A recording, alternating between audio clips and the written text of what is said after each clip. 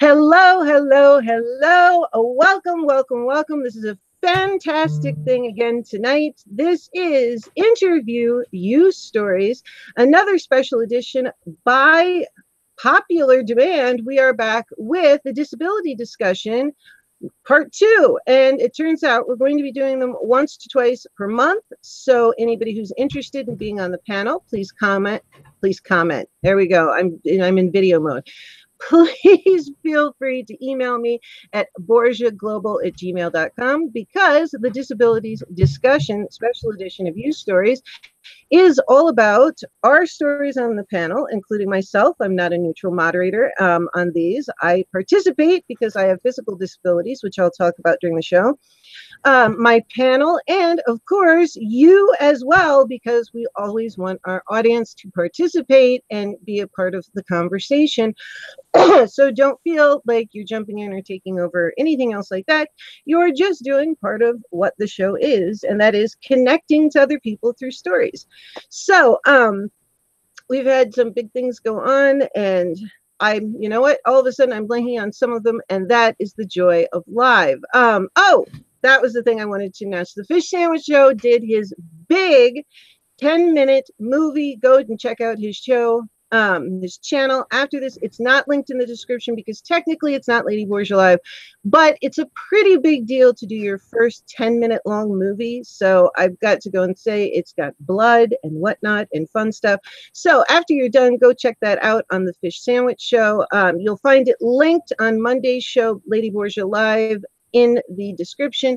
And also don't forget to check out Wonder Music's 100 Days of Music. He is composing a song each day for 100 days, which as a fellow musician, that's absolutely incredible.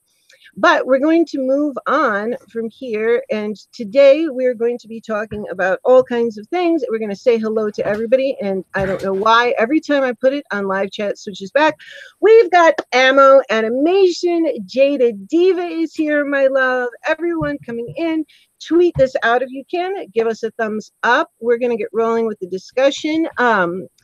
We did put it less people than last time. I know I had a full panel last time, but I think 8 was a bit much because we didn't really get to go in more than surface for certain things. And so from now on, it's going to be total 3 to 5 people. So if you're interested, contact me. I already know a couple people interested for the next show. And any questions, comments, whatnot, this show is for physical and mental disabilities, caregivers, family, friends, educators, and more. So guess what? It is for everyone. You know, there is nobody this is not for. So I am looking forward to learning a lot to it. And I'm going to start out. In fact, everybody on the panel, including my official guest co-host, Angel Domingue, also has a disability, and we're going to get into each person's one. But first, let me say hello to my guest co-host. Hello, Angel. How are you today? I am awesome, and I am so glad you are back. And I'm glad you're feeling better. Thank you so much. Thank you. I'm all neoned out. I have an obsession with neon. If you guys start seeing things get really bright on my channel when it comes to the special effects and even the beauty makeup, don't say I didn't warn you. It's coming. It's coming. There's a lot of bright stuff coming. But I'm so happy to see you. And we're going to say hello to 2 of our guests. We have Angel is with us today. Wrestler Mania, also known as Jamie. How are you today? I am doing just peachy. Thank you very much. Awesome. And we have our other guest. Yes, WrestleMania was on the first show, but we figured we brought him back because he has multiple different Hi, yeah, put some espresso in me and I can't speak. He has multiple different perspectives. Thank you. As someone with disabilities, someone as a caregiver, as a family member, as a parent. So he's got multiple different perspectives to look at. And we have the beautiful Gemma, and Gemma's channel is Gemma Autism at its finest. is, I'm going to read hers right now. I should have read Jamie's as we did. Let me roll back just 1 second. I'll let Jamie say it. Gamma, autism at its finest. She has high functioning autism and anxiety disorder. And everybody is linked below in the description box, their channels, all their information. So please remember to go below. Gamma, how are you, darling? I'm good, thank you, Lady Borgia. How are you? Good, good. I am very excited to have you. I'm so excited to talk to you and hear about everything. Dramatic Eyes Glow, how are you? Fantastic to have you. We're going to get rolling. Please, anybody in the chat, feel free to jump in, ask questions, talk about anything having to do with yourself as well. We really like when people participate. It's truly is interactive. But we're going to start out, and we're going to start out with Jamie, Wrestler Mania. And hey, Ammo, yes, thank you so much, sweetheart. And let him tell a little bit about himself, rather than me read a little paragraph about him that he wrote to him, which is kind of silly. We're going to get Jamie to start out and explain a little bit about himself. Go ahead, Jamie. Well, I am a Guillain-Barre survivor, which means there's neurological issues that I do have that limit me in what I can do. I do have a son who is also high-functioning autistic, and he has anxiety disorder and those type of things as well. So kind of run the gamut of some of the disabilities that are on this panel tonight. So hopefully right. I can bring some perspective into it as a caregiver as well as someone who has a disability. Yeah, because you have your own disability. Because Guillain-Barre syndrome, is that not an autoimmune system of the nervous system? An autoimmune disease of the nervous system, correct? Right. It's an autoimmune disease that is essentially temporary, but it attacked the nervous system itself. So the damage is done. So it can take up to 2 years to get stabilized. And I'm at that point now. So where my disabilities lie is what I'm going to have for the rest of my life. Yes. All right, gotcha. So in comparison to my rheumatoid arthritis, mine can go into remission, but probably won't, since it never has in 10 years, whereas yours runs the gamut for 2 years. And for anybody who doesn't know, very briefly, a nerve cell has a body, it has an axon, and it has dendrites. Dendrites receive the information from a previous nerve cell, it goes through the body, and then the information is sent down the axon. And really fast nerves, on their axons, they have what is basically an insulation. It's called a myelin sheath, and those are made up of neuroglia. And for his disease, it's basically that insulation has been eaten away. And the after effects are him dealing with not having that insulation. Correct, Jamie? Correct. The way the doctor kind of explained it to me is, think of an electrical cord, but the insulation is gone. So you have short circuits. And of course, with the body being almost all water, that's not a good thing. So there are a lot of limitations that do come up, especially when you're tired. Walking, shake sometimes, those kind of things where it can be irritating. But the thing with Guillain-Barre is about a third of the people who get it don't survive. About a third, and about a third spend the rest of their life in the hospital. And I was one of the lucky ones that the third, I got to walk out of the hospital. That's fantastic. Hey, I just saw somebody drop in who is in recovery herself from surgery on her poor face. Miss Kathy, how are you? We are so glad to have you here. Awesome. I had to say hello. And just see how you are. Type into the chat and let us know, because people have been asking me and actually texting me on my phone and whatnot. How is Miss Kathy? So we are so thrilled to see you. That makes total sense to me. I actually studied part of your disease when I was in school, because I was on my way to medical school, and it literally is certain of your nerves can't transmit as fast without that insulator, without those neuroglia that make up the insulation. So it definitely would cause major problems, and you can't get it back. I mean, once it's gone, it forms when we're forming. So that definitely would cause issues. And how do you deal with that in relation to your son having being a high functioning autistic and having anxiety? It can get very difficult, especially when I first came out of the hospital. When you have a high functioning autistic who has high anxiety, but also has a very strong sense of self and a defense of self.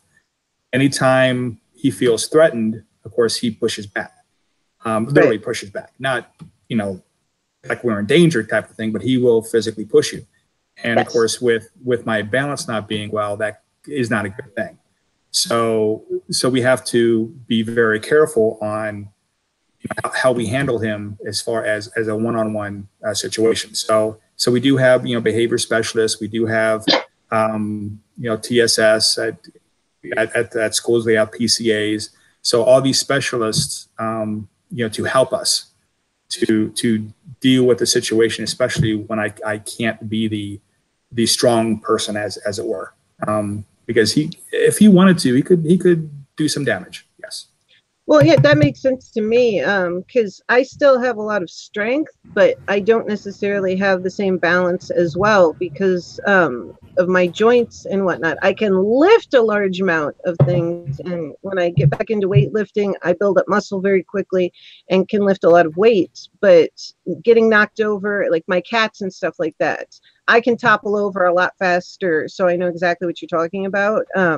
My autoimmune disease obviously is in my joints, and we're keeping an eye on it because I have a high incidence because we have heart disease in my family, and also rheumatoid arthritis can move into your heart and start attacking your heart. So they keep an eye on me, but I totally feel you with the balance thing. My cat has knocked me straight on my ass. It is, and it's funny because sometimes people are like, oh, maybe I shouldn't laugh. I'm like, no, go ahead and laugh. It's funny. Not all of this has to be super serious. And the audience, please don't feel bad or anything else like that. Some very funny things happen to me at times. And I think laughter definitely does help with certain things. Oh, yes. You have to have that sense of humor or it just overtakes you. Exactly. And of course, we'll be talking about this later, but one of the things that we're doing to help Elias is we're trying to get him a service dog, which is a long process, which I'll explain a little bit later. So there are things we can do. There's again, specialists that we have brought into the home, as well as taken like the psychiatrist and all that. But also an extra layer being the service dog is something that we're going to hope is going to help him throughout the rest of his life. Right, because I remember last time we didn't get to it, and that's one of the reasons I wanted to bring you back, is to hear about that and some other things. But you were saying how it can take up to 3 years to get a service dog, and at one point, I think it was before I was before everything happened with me, because I was not born with this, as you were not born with it either, with your disability. I was planning on training service dogs or getting a dog to train as a service dog and then house it and, put them out there, but I didn't get the chance. And the dog I have right now, she's a good girl, but she is a big girl and she doesn't really listen to anybody but me. And she's an 85-pound boxer. Wow. Yeah, she's a boxer black lab mix. So she's very strong. Yeah, she's got that boxer body that's like full muscle. It's just like this thing of muscle with a little bit of a tummy, but everything else, she's like a rock. So she's very, very strong. And if she decides, but she's protective. So if somebody starts to go or she doesn't like somebody coming up to the house, the only one who can stop her is me. Unfortunately, she did knock my mother on her butt once. That was great. Lovely show for the neighbors. Yes, my dog knocking. But so needless to say, she would not, is a wonderful girl. She is not the greatest service dog. Thank you, Miss Cat. I was going to say Miss Jessie. Hello. You can't give me too much espresso because then my mouth just loses it. Thank you so much, Miss Kathy, not Miss Jessie. Jessie is way too young to be called Ms. yet. She's still a Miss. For explaining how to do Twitter to our guest, Dramatic Eyes Glow. God is the good one. How are you? Glad to have you. All right, I'm going to move on. And welcome Gemma, so Gemma can do a little bit of explaining, and then Angel, and then we can move into more discussion and talking about things just so everybody gets to know a little bit about everyone on the panel. So Gemma, would you like to explain your disability and how things work for you? Yeah, sure. I have high functioning autism, which sorry, my earphones fell And might out. I say, I absolutely love your voice and your accent. It's beautiful. Thank I you. could listen to you all day. Go ahead. Yeah, I've got high functioning autism and high functioning anxiety, which basically means that I have a communication disorder. It affects the way that I see the world from a different perspective. So it affects my social imagination, social interaction, social communication, which means I can find social situations quite difficult. Right. Which I've been told several times I can come across quite inappropriate, because I'll often say things that I think are okay to say, and then I get challenged later on by someone, and they're like, "Oh dear," and I'm like, "What do you mean, oh dear?" And they go, "Gemma, you shouldn't have said that," and I'm like, "Oops, have I said something wrong?" And they're like, "Yeah, you don't say them kind of things to people." I'm like, but at the time I thought it was okay and the right thing to say, because in my head it made sense. And then when I think back about it later, I'm like, oh no, I've got a phone call to do. Oh no, I've got a text message I need to send out. Someone going, oh, by the way, I'm sorry, I didn't mean to be rude. And I think, why do I say the things that I say? But at the time, I didn't really process it. It's not till a few days later, I think, yeah, that person's probably not talking to me because there's something I've said, or the way I've emailed something. And I'm like, yeah, it wasn't the smartest of moves to do that. So it kind of can really overpower me, and my anxiety is something that I got diagnosed with about 2 years beforehand, before my autism came in, and it affects me by all sort of negative thoughts in my head. Every day I have a battle with it. I get up in the morning, I think, oh, today is going to be a bad day, or I think, oh, today could be a day where I don't want to get out of bed, or I don't want to talk to anybody. And instead of thinking about the positive, I tend to go on a negative rant. Or I'd be like, oh, screw this, I don't want to talk to no one, I'm not going to bother to tidy up. And I think, actually, why do I do that? And then I try and overcome it by being positive, and doing my YouTube channel helps massively. Really, by the way, God the Good One came in and said, "Yeah, lady." She says, Gemma. Am I saying it right again? Gemma. Sorry, Gemma. Yeah, that's okay. I'm messing up your name. No, I know how it is with my name. She said that you are absolutely lovely and very hardworking. So I know you can't see the chat, and I wanted to make sure that you knew that. Oh, that's nice. Please go ahead. So when did you? So you said you had anxiety 2 years before you had autism. Yeah, I was About how old were you? I got diagnosed with anxiety at 24. So Oh, yeah, interesting. And so you didn't get diagnosed with autism until 26? 26. Yeah, I went to the doctors with my auntie, who luckily used to work in the UK mental health system, and she's like, your behaviour's out of control, you're not your usual self, something's wrong. And I was in full denial at this point. I was just like, no, nothing's wrong with me, I'm just feeling a bit upset. And that was that. I kind of said to myself, no, nothing's wrong with me. Oh, sorry, my ear piece keeps falling out. And I just didn't agree with any of it. And then my auntie's like, Gemma, enough's enough, stop your behaviours, we can't cope with it. So they took me to a doctor, who then told me that I had depression. I didn't agree with it. I was like, I'm not depressed, I'm not low, I'm not suicidal. Right. And then I refused to go back to the doctors. It took me about 3 months to go back. And the doctor was like, I think you might have anxiety issues. I was like, okay. Put me on anti-anxiety medications, which took about 3 or so months to work. and at that point I became a zombie.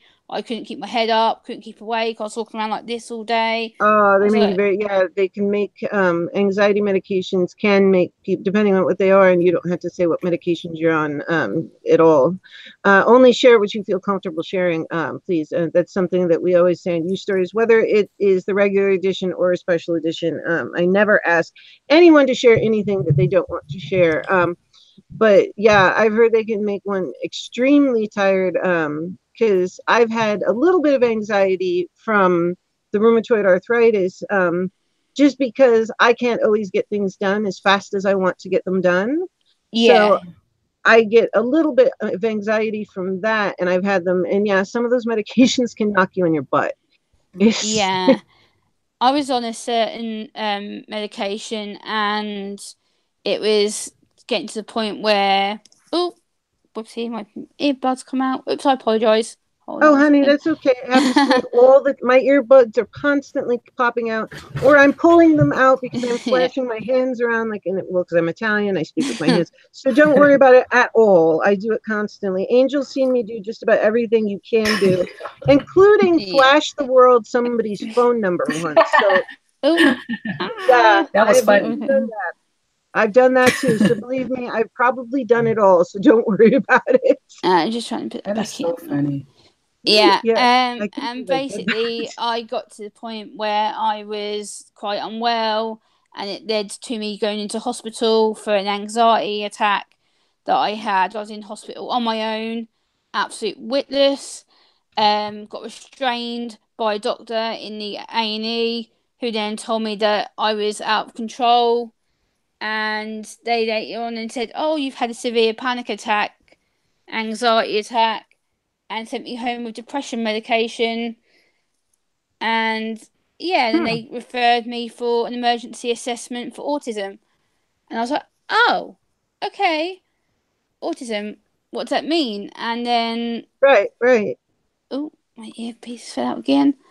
It's okay, honey. It's all right. Earphones.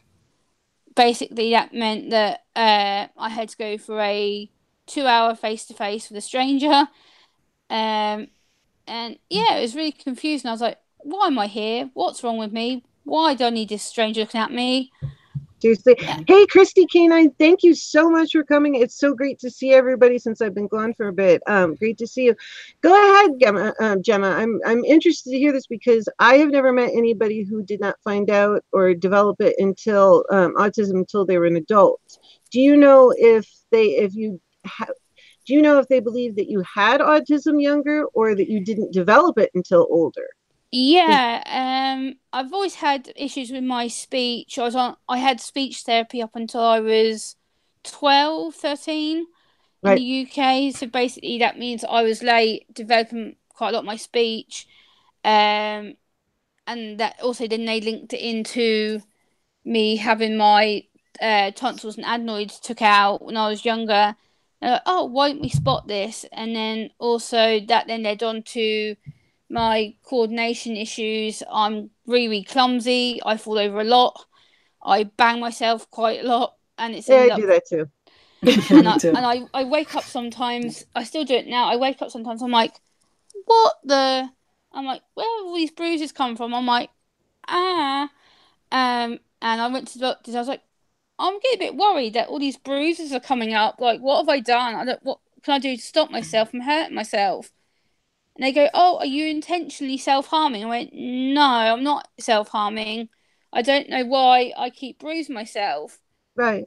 That would be curious to suddenly have a lot of bruises because there's a lot of things that can be sometimes to have nothing to do with bumping into things. Hemophiliacs can suddenly bruise, so that can definitely be a warning sign for multiple different things that are important. Please go ahead. Yeah, and then they said to me, oh, do you know that as part of the autism spectrum that falling over is one of the classic triad symptoms? I was like, no, being clumsy. So I was like, okay, news to me. And then my auntie, who's a mental health nurse, said to me, oh, Gemma, leave it with me, I'll look it up for you. So I was like, okay. 2 hours later, she come back to me on the telephone, and she texts me, and she's like, Gemma? I was like, yeah. She's like, this describes you perfectly. Like, oh my days, like, you tick every single box. I was like, really? Wow. and I didn't know she knew this about me. And she was like, Jem, we need to meet up. So the next day we met up, and she had pages upon pages upon pages of all these different checklists. I was like, don't like loud noise, don't like crowds, don't like certain smells, don't like going into certain places where people are wearing high scented perfumes or aftershave. I'm like, Oh, I don't like that. That drives me nuts. Oh, and I was just like, I'm oh. sorry. That's when it gets me. I can't. I have sinus problems, and we used to actually. I'm sorry to interrupt you. We had a woman that worked in my building when I was in toxicology, and you could tell when she walked through our department because the smell of perfume, the perfume wall would hit, the cloud would hit, and all of us would look around. We're like, she's here, and she was the nicest lady, but oh Lord, I'd have a headache for 2 hours after that. But no, a lot of it that you're talking about, that sounds very much like a good friend of mine's son who's autistic. So yeah, those are things that because they found out when he was about a year and a half, 2 years old. And I think he's fairly high functioning. They've done a lot of work with him. But please go on, Gemma. Yeah, and I went back to the doctor again at this point because my aunt was like, we need to get a specialist to see you and someone who understands it. So my doctor then referred me after about 3 months to a mental health link worker. They're now called a support worker. And the mental health link worker who saw me said to me, you know what, Gemma, there's something so unique about you. You should be proud of yourself. And I was like, okay, what's that supposed to mean? I'm meant to be proud of myself. I don't feel proud. I'm upset. I'm emotional. I keep crying. I can't keep my head up. I'm just down all the time. And he's Right. like, no, it's just a temporary phase. You'll be fine. You've got a bit of low anxiety. Everything will kick into place. It's like, okay, you're confident. I feel absolutely bummed.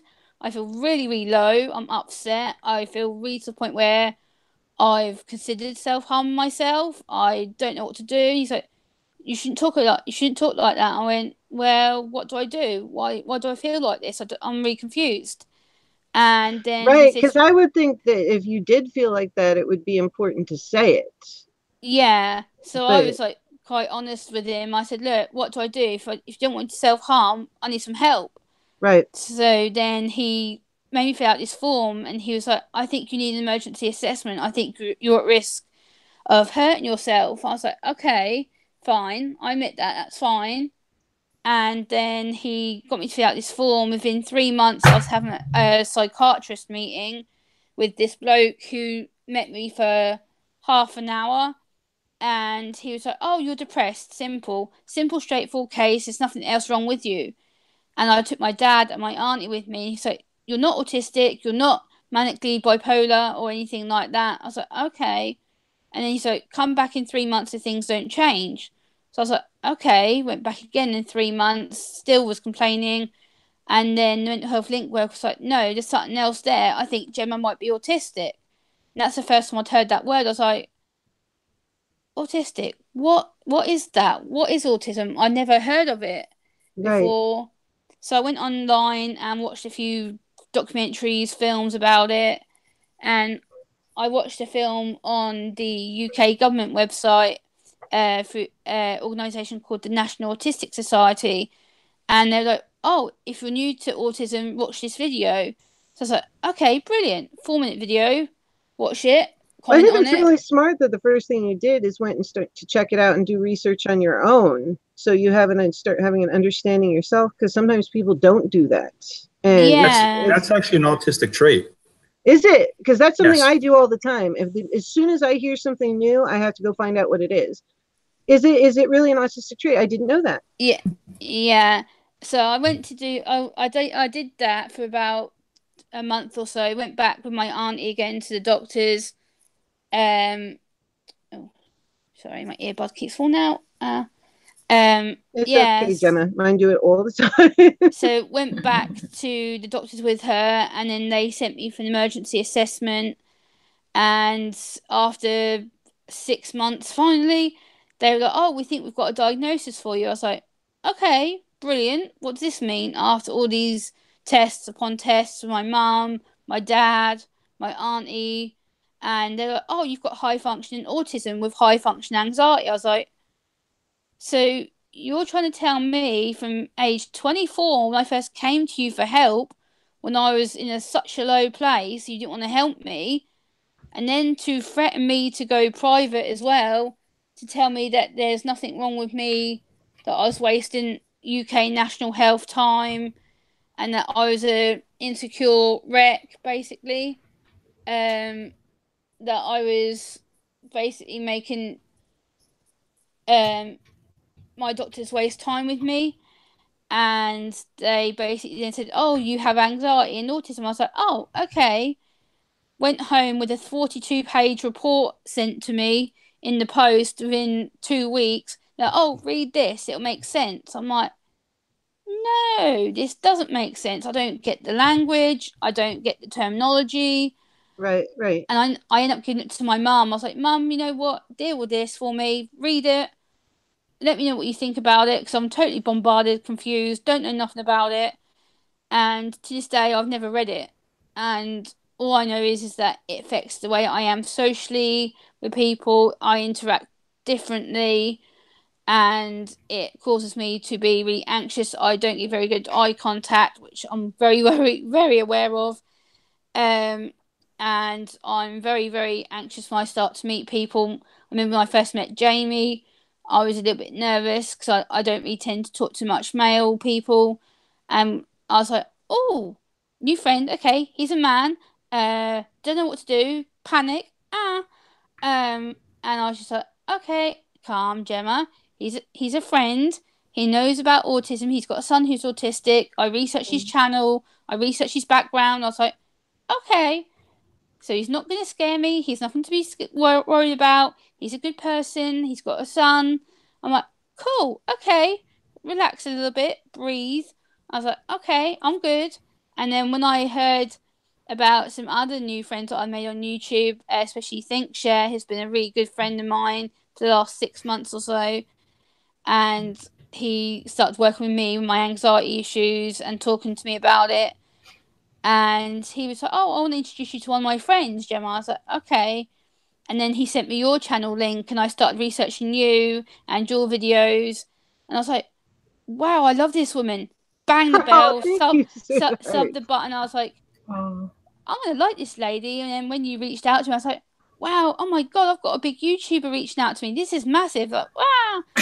And it's like, it's made such a difference to me. And I think with my communication, it's helped me improve massively to who I am, and running my channel. I think it's really helped me to open up a little bit more and be myself, and Jamie as well. What did ThinkShare, what was the challenge that ThinkShare gave you? I think the viewers might want to know about that. Yeah, sure, Jamie. Good point. And I just realized when you said ThinkShare before we were talking, I was thinking of Skillshare. So wrong thing. I messed up earlier. But go ahead, please. I'd love to hear about this. And Gemma, you've been absolutely lovely since I've met you, and very friendly and outgoing. So I've seen fantastic. But yes, I'd love to hear about this challenge. Yeah, sure. Yeah. So me and ThinkShare have been working together for about 2 months now, properly together, and he basically said to me, I know you write poetry, Gemma. I was quite nervous about sharing it here on YouTube. I said to him, do you think I should share my poetry? I'm not sure if it'd be appropriate for my channel or not. And he was like, well, I know a lot of your poetry is about autism and how you live with it. So I was like, yeah, it is. So I logged onto YouTube and asked a few friends, like, do I share it or do I not? And Jamie was one of the first people to reply to me. So, yes, you should, Jamie. You should definitely share it. Like, I'd love to hear a video. So I was like, okay, pre-recorded one video. And then I uploaded it to YouTube. And, yeah, it got about 20... Oh, very falling out now. Technical issues. Oh, by the way, Miss Kathy and Jesse said that she is so glad that you were on YouTube, Gemma. So I wanted to make sure you knew that. Thank you very much. Means a lot, Miss Kathy. And S2W Themes, who's also Enzo, he says he agrees with Miss Kathy and Angel. Everybody's thrilled to see you here. Oh, brilliant. Thank you very much. I'm adoring being here. My headphones and earphones keep coming out. Yeah, so we do a poetry challenge. We did a poetry challenge called the 21-day poetry challenge, and every day for Oh, 21 wow. days, me and Zach uploaded daily poetry videos. Well, Zach's are more rap based, but mine are more poetry based ones. And he was like, every day for 21 days, I'm gonna check on you to make sure that you're uploading. So I was like, okay, I've got no way out of this. I've got to do it to make sure my viewers see them that I'm uploading. Right, right. So I uploaded, and I remember Zach saying to me, he goes, "Oh wow, you've not missed one yet." I was like, "No, I haven't." And then I checked on his, and he missed two. I was like, how's this gonna work, Zach? You've missed like 2 days, and I've uploaded 2 days." So, He's like, yeah. "Oh, Jemmy, so you've been observant, you've checked." So I was like, "Well, yeah, pretty much." And Zach actually went on his channel and said, "Yeah, I was called out and I missed 2 days." So she kept him honest. yeah, Zach okay, is yeah. Zach is ThinkShare, if you ever figured that. That's amazing. Hey, best friend in youth, thank you so much for coming. It's so good to see you. I haven't seen everybody. It seems like forever. I know it hasn't been that long, but it just seems like a long time. It seems like a long time, though. It does. I think YouTube time is like a warped time sense or something, because I wasn't gone for that long. It was a week. I was gone for a whole week, but I guess it's just weird. So you called him out on the poetry that ThinkShare. I'm gonna have to check out that channel now. Because I was mixed up the name with Skillshare. That was a different thing. But so you did the whole 21 days. Yeah, I did the whole 21 Wow. days straight That's through. cool. And That's every amazing. poem was a different theme. So I did some on autism, some on disability, some on mental health, because I wanted to make people aware of my mental health anxiety and what I go through with it. Right, right. And a lot of people said to me, "How can you write this stuff? Like, how can you broadcast it?" I'm like, "Because it's real. I'm not going to hide from anybody. I'm not fake." So I want people to know that it's okay to speak out about it, because the more we hide it, then it's like you're ashamed of it, and why should we be ashamed to be different? And that's the message I want to convey to people. It's okay to be different. We're all made different for a special reason. We've all been given a unique mindset, and that mindset is made to be shared. Whether we agree with it or not, we have different view. And I think that's why I'm passionate about my channel and what I believe in, because I've got my voice back. I now know that I can do things without thinking, "Uh-oh, should I be doing this? Is it the right thing for me?" And I've learned to believe in myself, and it's kind of given me the wake-up call I've needed for a long time, that people do like me, that I am capable of making friends with people, because I've been told so many times, "Oh, you'll always struggle with friendships, Gemma. You'll always struggle to get anyone to support you." And Wow. it's just been one of them things. I've had to learn to speak up for myself and be like, "You know what? If you don't like me, then that's fine. I respect Right. that." And I think that's fine. Well, that's one of the reasons that originally we did the first disabilities discussion. And then when people reacted so positively and asked to do more, I said, sure, I'd be happy to. People need to know, whether it's people with disabilities, people without, otherwise, that it's perfectly normal. And there's lots and lots of us out there. And there's plenty of us where it's invisible. You can't, I don't think most people would look at me and think, "Oh, she's disabled." There's, and You just take out that parking spot. yeah, exactly. In fact, I get dirty looks for using my hand as a parking spot. Angel knows, because it looks like I'm fine and whatnot. They don't know that, you can't see pain, you can't see a problem, whatnot. So I think it's really important. My wife gets upset with me for not using it sometimes. Yeah. Parking spot. It's funny though, because I said, I think it's something, I put it this way, and I remember Miss Kathy said it. She was on the first one and she liked it, was, "Hey, Remy, what's up? How are you? Good to see you, Remy."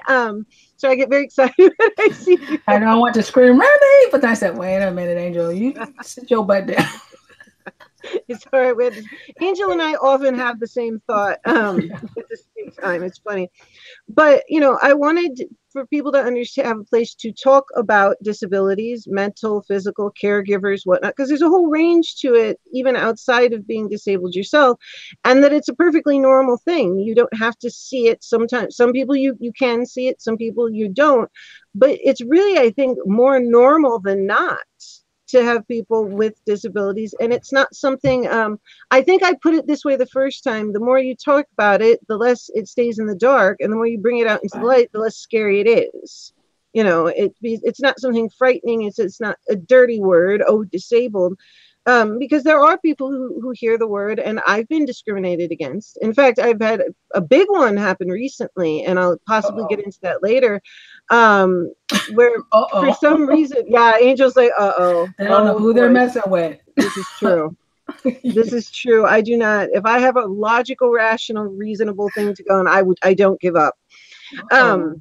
Yeah, like that, Angel.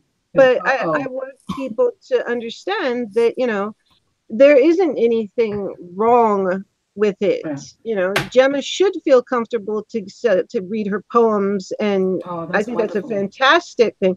And that's one of the reasons, Gemma, and for other people listening, that I started this was I think Angel and I started talking about it briefly, and because Angel will talk a little bit about her disability also, and it's just something that I think, with many things, I've always had the attitude, rather than be hush-hush about a topic, I think it's better to bring it out into the open and discuss it, even if it's maybe a more difficult topic. It makes it less frightening to bring things out. So that's why we've had all the special discussions that we've had, and more that will come as they come up. So, you know, that's absolutely fantastic, Gemma, that you did that. I have not done a challenge like that yet, so... That's pretty cool. So you did a mixture of things in your challenge? Yeah, we did sort of poetry and kind of... Oh, hold on one second. I'm sorry, I missed somebody. Rachel, what is up? She can't stay long. I love Rachel. She's just, I adore her, and I haven't gotten to see her in a bit. She has to go to bed soon for work. She's got to get up at 4 a.m. But I had to say hello to you, honey. Don't worry, I will be here. I'm not going away. Thank you so much for stopping by, Rachel. I'm sorry, Gemma, that I jumped in like that. I had to say hello to somebody who's here often, and I wanted to give her a hello. Like I said, it's very much like a family here. So now that you're here, Gemma, you're part of the family here. We just keep adding people. Yeah, sure. Yeah. It's for me, it's kind of important to get that awareness out there, and the challenge has really set my self-esteem up, and I think for me, it's really helped me to realise that I am more than capable than what I thought of myself previously. And Zach set that challenge for me. At first, I was like, there's no way I'm going to be able to do 21 days. Absolute no way. And I was like, actually, Gemma, think about the positive. You can do it. You've been set the challenge. You got to prove to yourself you can do it. So, okay, sit in front of my iPad or my camera, rehearse the poem, make sure I sound okay, read it through. I was like, actually, this is more easy than I thought. And all I've got to do is sit here, read it, then put it away, upload it, name it. And once I start getting people going, Gemma, you've got to do this as a regular thing now. I'm like, okay. So I'm going to actually make it a regular part of my channel. It's going to be, well, I haven't really decided yet, but it's going to be a sort of a poetry segment. I'll sort of probably do it like once a month. It'll be like Gemma's autism poem recording, and then I'll upload them like once a month so people can have some fresh material. That's for me. Really awesome. I'm going to have to go back and look through all of them and read them. Had I known, I would have asked for, if you have one, it would be lovely if you wanted to read one. If you don't want to, that's cool too. No, I'd love to hear one. Yeah, I thought it was fantastic that she outdid the challenger. Yeah, that's awesome. So do you have one, Gemma? Yes. I would love to hear one. This is the latest one that I did to finish the challenge off.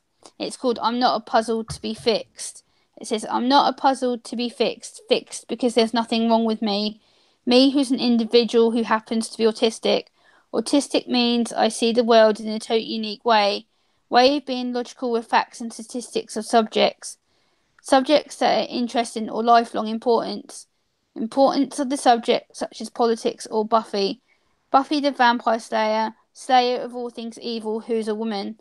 Woman who is strong and independent. Independent person I am, with many abilities. Abilities such as public speaking, on my lived experience of being on the autistic spectrum. Spectrum of different needs and abilities.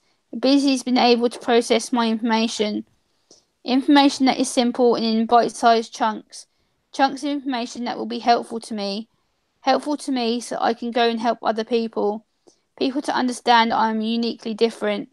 Different should be celebrated. Celebrated, I am proud of the person who I've become. Become in the last 5 years of facing many different challenges. Challenges such as moving house multiple times. Times of learning to make new friends and go into organisations. Organisations that are big and new buildings to make me feel overwhelmed. Overwhelmed with many emotions and anxiety that starts to rise. Rise out of my control, even though I try to limit it affecting me. I'm not a puzzle to be fixed. Please stop trying to find cures or treatments. Treatments that will never work or are dangerous. Dangerous, making all autistic people sound like we are dangerous. Dangerous and should be isolated away from society. Society tries to say that autism is an epidemic. Wow, that's beautiful. Very nice. Wow, I'm gonna give. That was incredible. Very Can I tell you what I like about that, Gemma? No, what's that, Jamie? Can I tell you what I like about that? Yeah, sure, go for it. When you talk about the puzzle, of course, I'm assuming same in England as it is here. Autism, the symbol are puzzle pieces. Right. Yeah. I have a tote bag with that on it. So when you started talking about the puzzle pieces, of course, you talk about autism, but then you start talking about each individual piece of you. And I thought that was fantastic. That's brilliant. That you really floored me with that. Wow. That was incredible. Not just the content of the poem, but the way you put it together. And I mean, I wrote poetry because I wrote song lyrics for a long time. I'm a musician, and wow, that was really amazing. It's so good. That's one you need to write out and frame and put it up on the wall. Yeah. That would be beautiful. Wow. I'm sorry, I'm stuttering a bit. It was really fantastic. Not that I didn't think it would be good, but you really hit me with that one. It was really, really good. Miss Kathy, let's see. Oh, Miss Kathy, I'm sorry, she has to get going. Jesse and I are going live at 9 p.m. Okay, well, that's wonderful. We will see. Thank you so much, Miss Kathy, for stopping by. Wow, when I was listening to your poem. Now, how do you pronounce your name? Gemma or Gemma? Yeah. Gemma. Beautiful. Yeah. When I was listening to your poem, it was so awesome.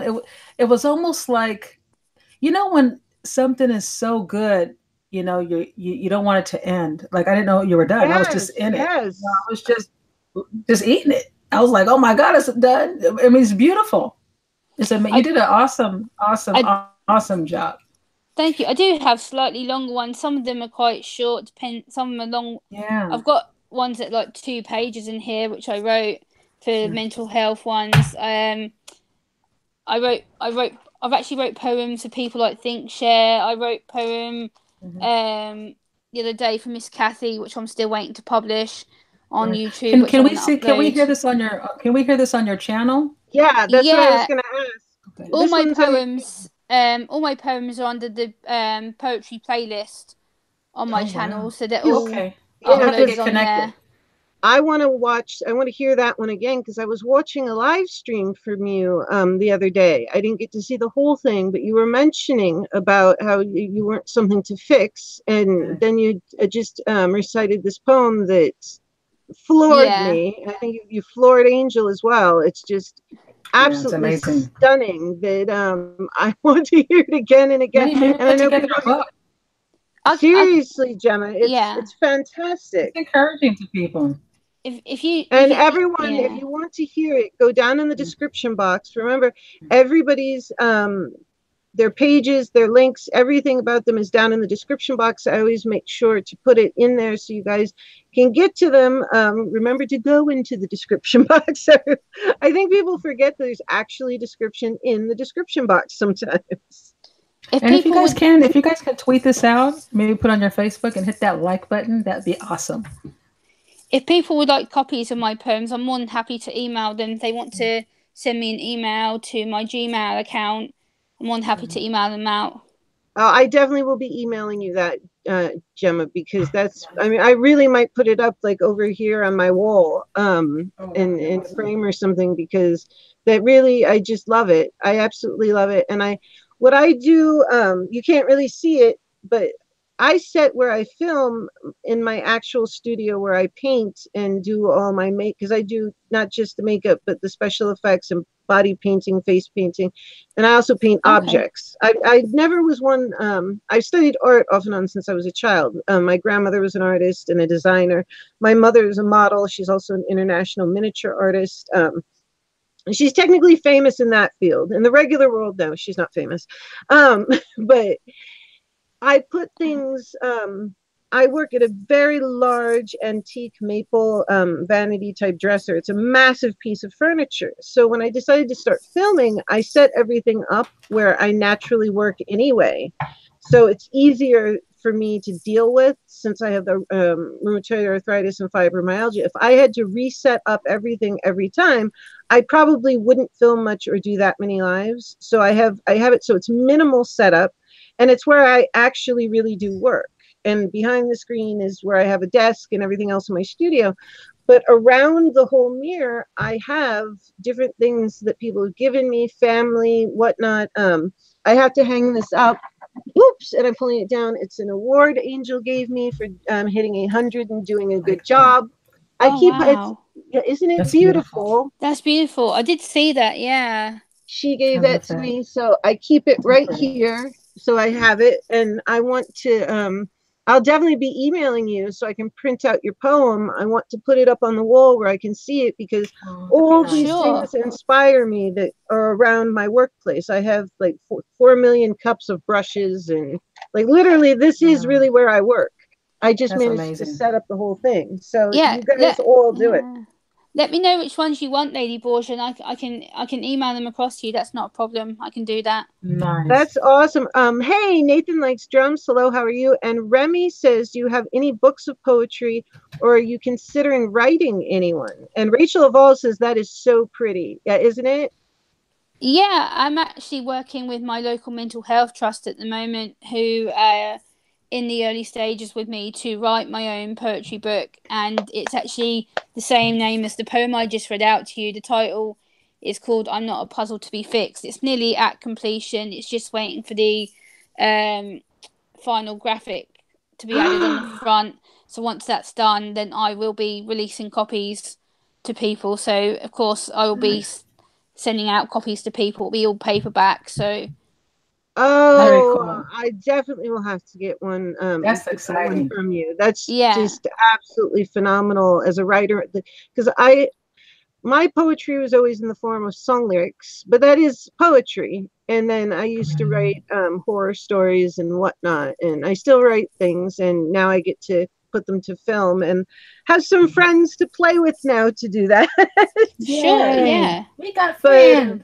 I got friends to play with that want to make things with me. I'm like, oh, YouTube's like a big playground for all of us with imagination. Yeah. But, that's just phenomenal. Not only that, I'll definitely have to be getting your book. Nathan is asking how everybody is today. That's absolutely beautiful, and that's fantastic. It's so exciting. So you're going to be a published author, like Angel. Angel has 2 books herself.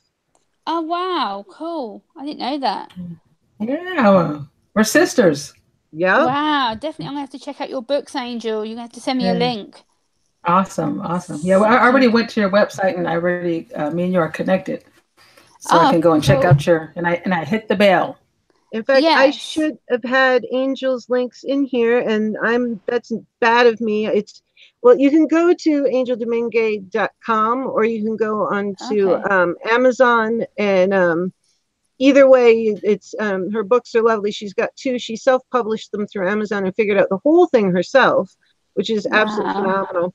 But I'll let Angel speak a little bit on her disability, and then we can get back into talking about with you. And then I'll say a little bit on mine. I think on my channel, people know a bit more about mine because they hear me talk all the time. I'll just say a bit briefly. But yeah, Amo says, what an author. Oh, Remy Moore says he has a poetry book out also. Wow. Wow, I didn't know that. Rachel Vol says, pretty impressive to be a published author. It's not even Anya. Hi, sweetheart. How are you? Anya's going to be on in the future. Nice. Hopefully for you, sir, but definitely for another discussion. And Remy he was going to say, there's two things Remy said, and then I want to ask Remy something quickly. Remy said, I was just going to ask what Lady Borgia touched on. Do you also write songs? And Remy, can you put your poetry book in the chat, or can you come back afterwards and put it on the comments so we can find your poetry book, Remy? I would really appreciate that because I'd like to see it. But Gemma, he wanted to know, do you also write songs? Gemma, I'm so sorry. It's okay. No, I'm daft. I keep saying the wrong thing. It's okay. No, I haven't actually wrote songs, but it's a good point you raised there. I actually got asked by one of my Australian YouTube friends, would I write songs? And I'd love to put my poetry to some songs. I'm just not sure how to do it, so I have to try and find someone to work with me to do it. But I would love to try and do it. I think it would be a good way of helping people who don't understand poetry in a song form. I think that would be great. Yeah, it can be very therapeutic. I can tell you from the standpoint, one of my songs I wrote, it's a bit odd, but this happens sometimes, especially with musicians, is a friend of mine passed away very unexpectedly. And, oh, Anya, it's okay. We're just happy to have you here. We are thrilled. I love big hugs for you, Anya. You just got home from work and we're happy to have you, love. But I was actually visiting another friend in the San Francisco area. And we woke up, we got there, and it was the very first morning we got there. We woke up, they knocked on the door early. It was about 8 o'clock in the morning, and I'm going, okay. And they said there was a phone call. And come to find out, a very close friend of ours had passed like that. And it really threw us for a loop, because the friend's house that I was at, she knew him. It was part of a big group of friends. The boyfriend that I was with at the time, he was part of the big group of friends. And our friend was only 24 at the time.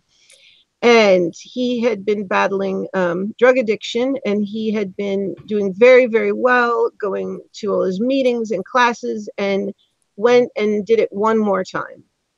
And it was too much. His body wasn't used to it, and he just went to sleep. And that was that. And it was such a surprise, because he'd been doing so well for so long that we didn't quite know what to do with ourselves that day. We were supposed to go into Sausalito, which is right across the bay from San Francisco. In fact, my godfather lives there. And we just were a bit lost. And I wrote a song's called One Black Day. One of these days, maybe when my tonsils come out and I can finally sing decently again, I wrote One Black Day, the entire song, on the back of a receipt on the side of the building. Wow. I wrote the whole thing. It just came out in one thing, all 4 verses, the whole 9. And then we went home that day, and my friend, she's also a musician. My boyfriend was a musician. We put music to it, and that was that. It came that quickly. So it can be very therapeutic when things are going on. Also songwriting. And not all my songs were that heavy. I mean, that's like, gosh, unless you write songs and then let me slap you with it, with like, holy crap. But yeah, that was a huge one, that we just didn't expect. But at least it gave something to do, because we're just, what do we do now? And he's gone very suddenly. It's so hard to process. So sometimes it really helps. It doesn't have to be that big, of course, but Right. Thank you so much, Remy. That oh my gosh, Rachel, you got goosebumps. It was a drug overdose. He tried it one last time, and they said that his body was no longer had the tolerance for it, and he thought he could do it one more time after months and months of not doing it. And Angel is a certified drug and alcohol counselor, knows that happens sometimes. People think, well, that one, and then we were shocked though, because I helped clean out his apartment with his mom, his sister, and a couple of our other friends, and it was everywhere. He had, you know, his meetings, his therapist, his psychologist, everything. He was going to everything. It was just on a fluke. He did it with some old friends that he shouldn't have been hanging out with, and there it was. So it really can be helpful. It's. I hope I didn't bring everybody down. Now it just came to mind, but it was an example of how it's similar to like that. Because how do you feel when you write your poetry, Gemma? Yeah, I actually wrote a poem recently about my auntie who died of cancer 2 years ago in August, and I wrote a poem called "What Cancer Took Away from Me." I was quite angry. I was quite angry and upset when I wrote it, and I was like, you know what, cancer, you suck. You took my auntie away from me. You've upset me. You've heartbroken me. You've destroyed my life. And people are like, whoa, Gemma, like, how did you write that? I was like, I had a picture in front of me. I was upset. And in fact, I'd found out something about my uncle, who was her husband, had topped it off. And I was just like, you know what? I need to get my emotions out. If I don't write this down now, I'm going to lose it and explode at someone. So I think I've got the poem in here somewhere. Where have I got it? Let's see, where is it gone? Way back now. That's too far back. But when you do the other poems, do you like do some research on it as well? Yeah, Jamie, I do. I went onto the Macmillan Cancer UK website for my cancer one. And I actually rang up the Macmillan hotline and said, you know, my auntie died of cancer 2 years ago in August. I'm quite hurt. I'm only 29. I didn't find out that she was going to die until about 2 or 3 months before she started getting really, really badly ill. And they were quite shocked. They're like, we've actually never known a family to keep something like that from someone with your condition. And I explained to them how I coped with it. And they're like, what your family did to you was wrong. It shouldn't have happened because they were trying to protect me. But at the same time, I felt hurt because I was like, well, they clearly knew she was suffering. They clearly knew she was going to die. But yet, poor Gemma is what my sister told me. It's like, oh, well, they didn't want you to be upset, and they thought that your best interest was to not tell you. It's like, well, no, it doesn't work. So I was the one in hospital with her the day that she actually died. I was at her bedside with her and her husband and one of her children. And I was like, see, where's everybody else? I was here to say that fateful goodbye to her. I was here stroking her hand. No one else was there. And I was like, my family should have explained this. But yeah, I had to go through a big, big organisation. A stranger who I didn't know had to sit there with me and be like, oh, is everything okay, Gemma? How do you feel? I'm like, what do you mean, how do I feel? My auntie's dead. What do you expect me to do? That's tough to have it where, I mean, I've had quite a few family and friends pass from cancer, and albeit it is rough to go through the process, but there's also a sort of healing as you go through the process because you know it's coming.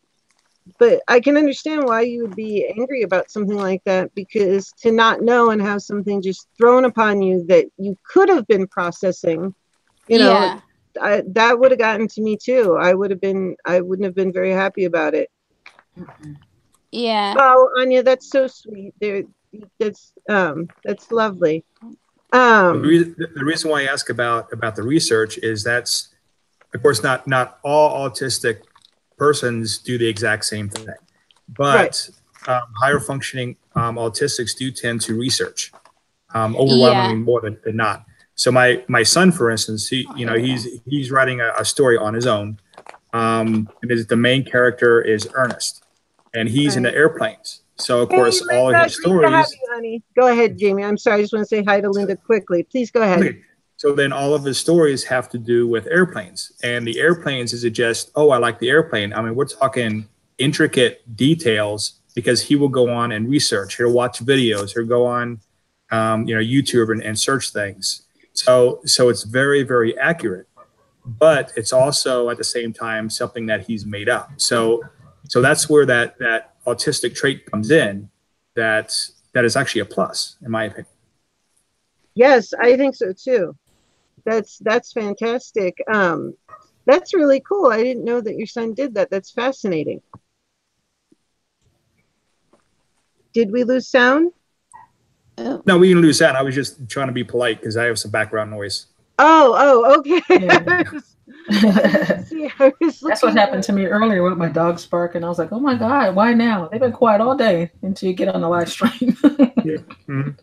Yeah, Anya was saying over here, yes, Anya, I agree. People should respect when people are in recovery and shouldn't do things around them. Unfortunately, people do. And they should stay away from it.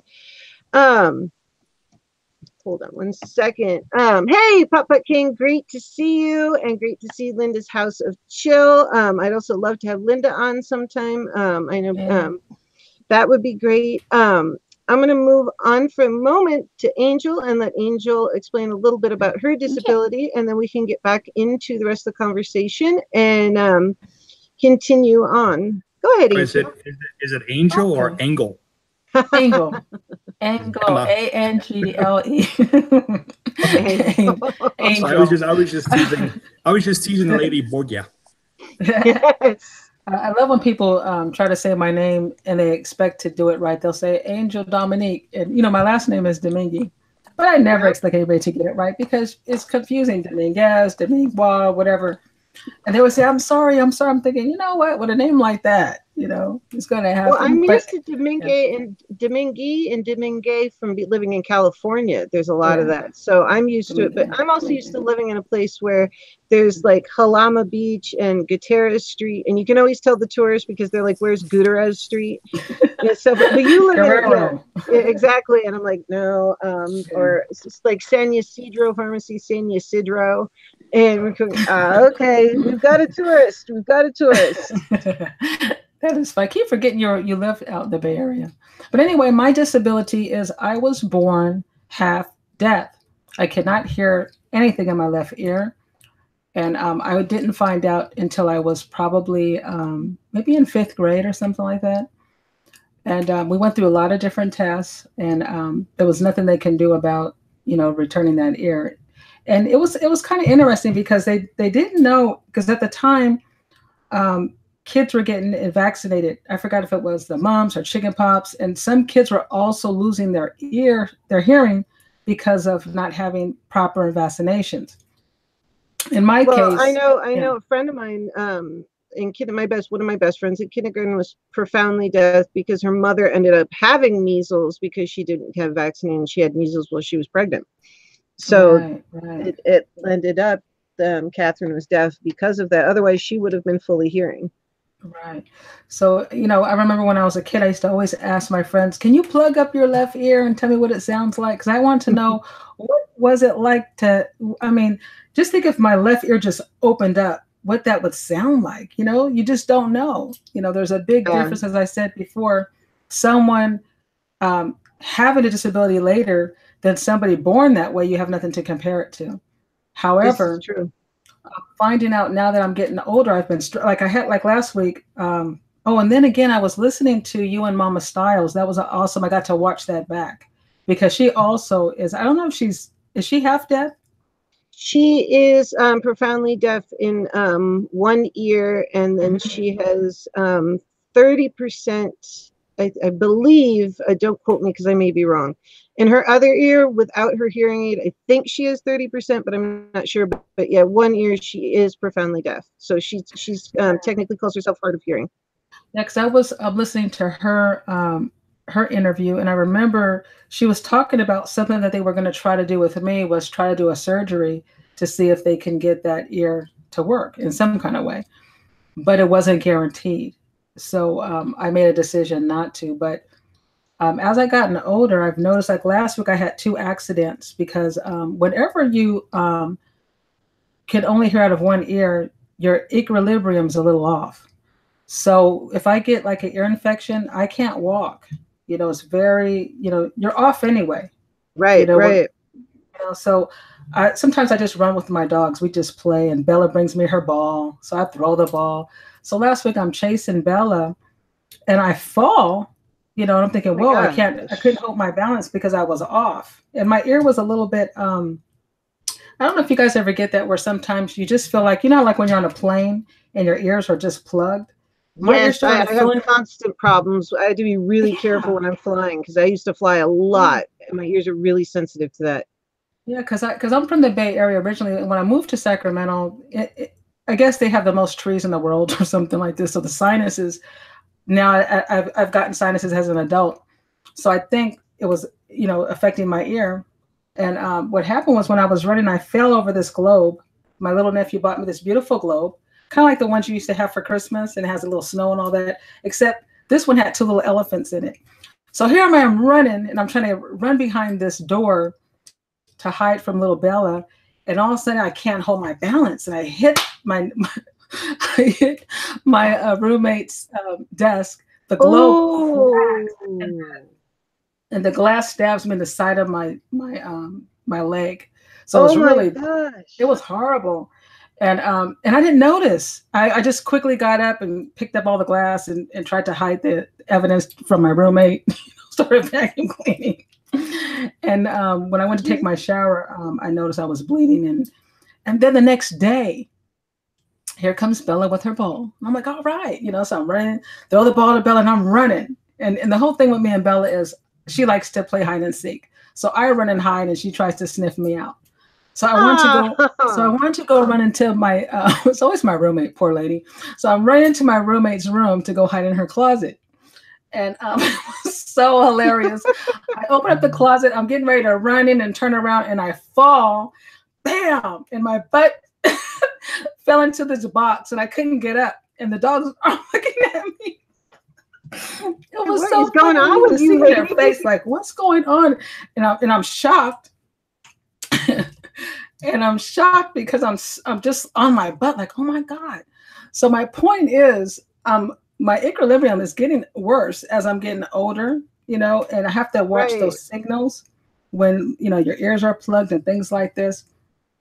Also my behaviors, because if I'm walking with somebody, let's say you're on my left side and we're walking, I'll just quickly jump on that side.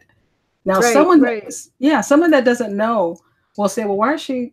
I was walking on this side, because I would just do that, because I never told people, I can't hear in this ear. You know what I'm saying? So I would just naturally do what you have to do to hear. Today I had the guy from Smut. Remember he said, Angel, you need to leave your cameras running. LOL. Oh my God, that would have been so funny. And then I was trying to get up. Oh my God. I don't know what this workout's doing. It's not doing anything for my upper arms, because I had to sit there and I was laughing because they're looking at me like, she has a ball in her mouth, like, hey, I found you. Come on. Dogs are smart too. Like, what the heck's going on? I just want to jump in quickly. Hey, Gator Bite, how are you? She wanted to say hi to everyone. Ghostly Iron Pistol. And let's see, we had a couple people come in that wanted to say hello to all the guests, because not everyone can see the chat. And no, I'll talk about mine in a minute briefly, Anya, but I have rheumatoid arthritis severely and fibromyalgia and some other things. Go ahead, Angel, please. But yes, Gator Bite and Linda and Anya and everyone says hello to everyone that doesn't have access to the chat. Please go ahead, Angel. Yeah. So anyway, yes, I was born half deaf, and it was just a struggle, because first of all, you don't know that you're deaf, because I didn't know when I was younger. And I couldn't hear, like I was telling you on the last show, my mom would come in and she'd give us instructions, and I'd stand there. And then when she'd leave, I'd tell my sister, I would look at my sister and say, what did she say? And then she would, and it was so funny because they would, none of them would say, well, why do I have to keep repeating to you? The other day, it was funny. I was out there watching TV, and the whole time, and it's blurring. The TV's loud. My roommate has all this, fancy stuff you hook up to get that good sound. So I'm sitting yeah, there. yeah. Yeah. So I'm sitting there and I keep looking at her going, what did that person say? Because sometimes some people mumble. It sounds like they're mumbling to me. So I Right. can't hear what they're saying. And I could tell she was getting frustrated because she's like, you know, she wants to watch the show. And I'm like, what was that? What was, finally I just said, you know what? Let me take my butt back in my bedroom and turn on the TV, right? Give me a little headset or something.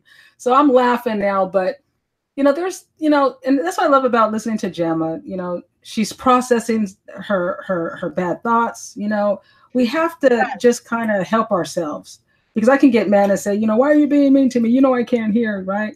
Why are you being insensitive? This, you know, because I'm a lot like, you know, my sis lady Borgia. People think we look normal. Everything's fine with us. Right.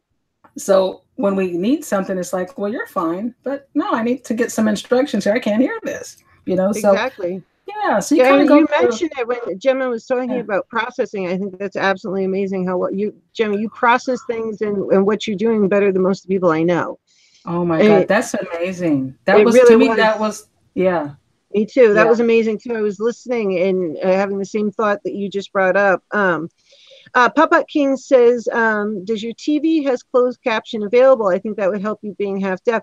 Do you know, I actually watch, Angel, I watch, and that's the funny thing, of all the systems on my body, one of the ones that work the best are my ears. We know my eyes don't work that well. And I need, which is so weird because I paint and do detail work. So some of it I do by feel, just because I've done it off and on most of my life. And then I go through long periods where I don't, and then I do.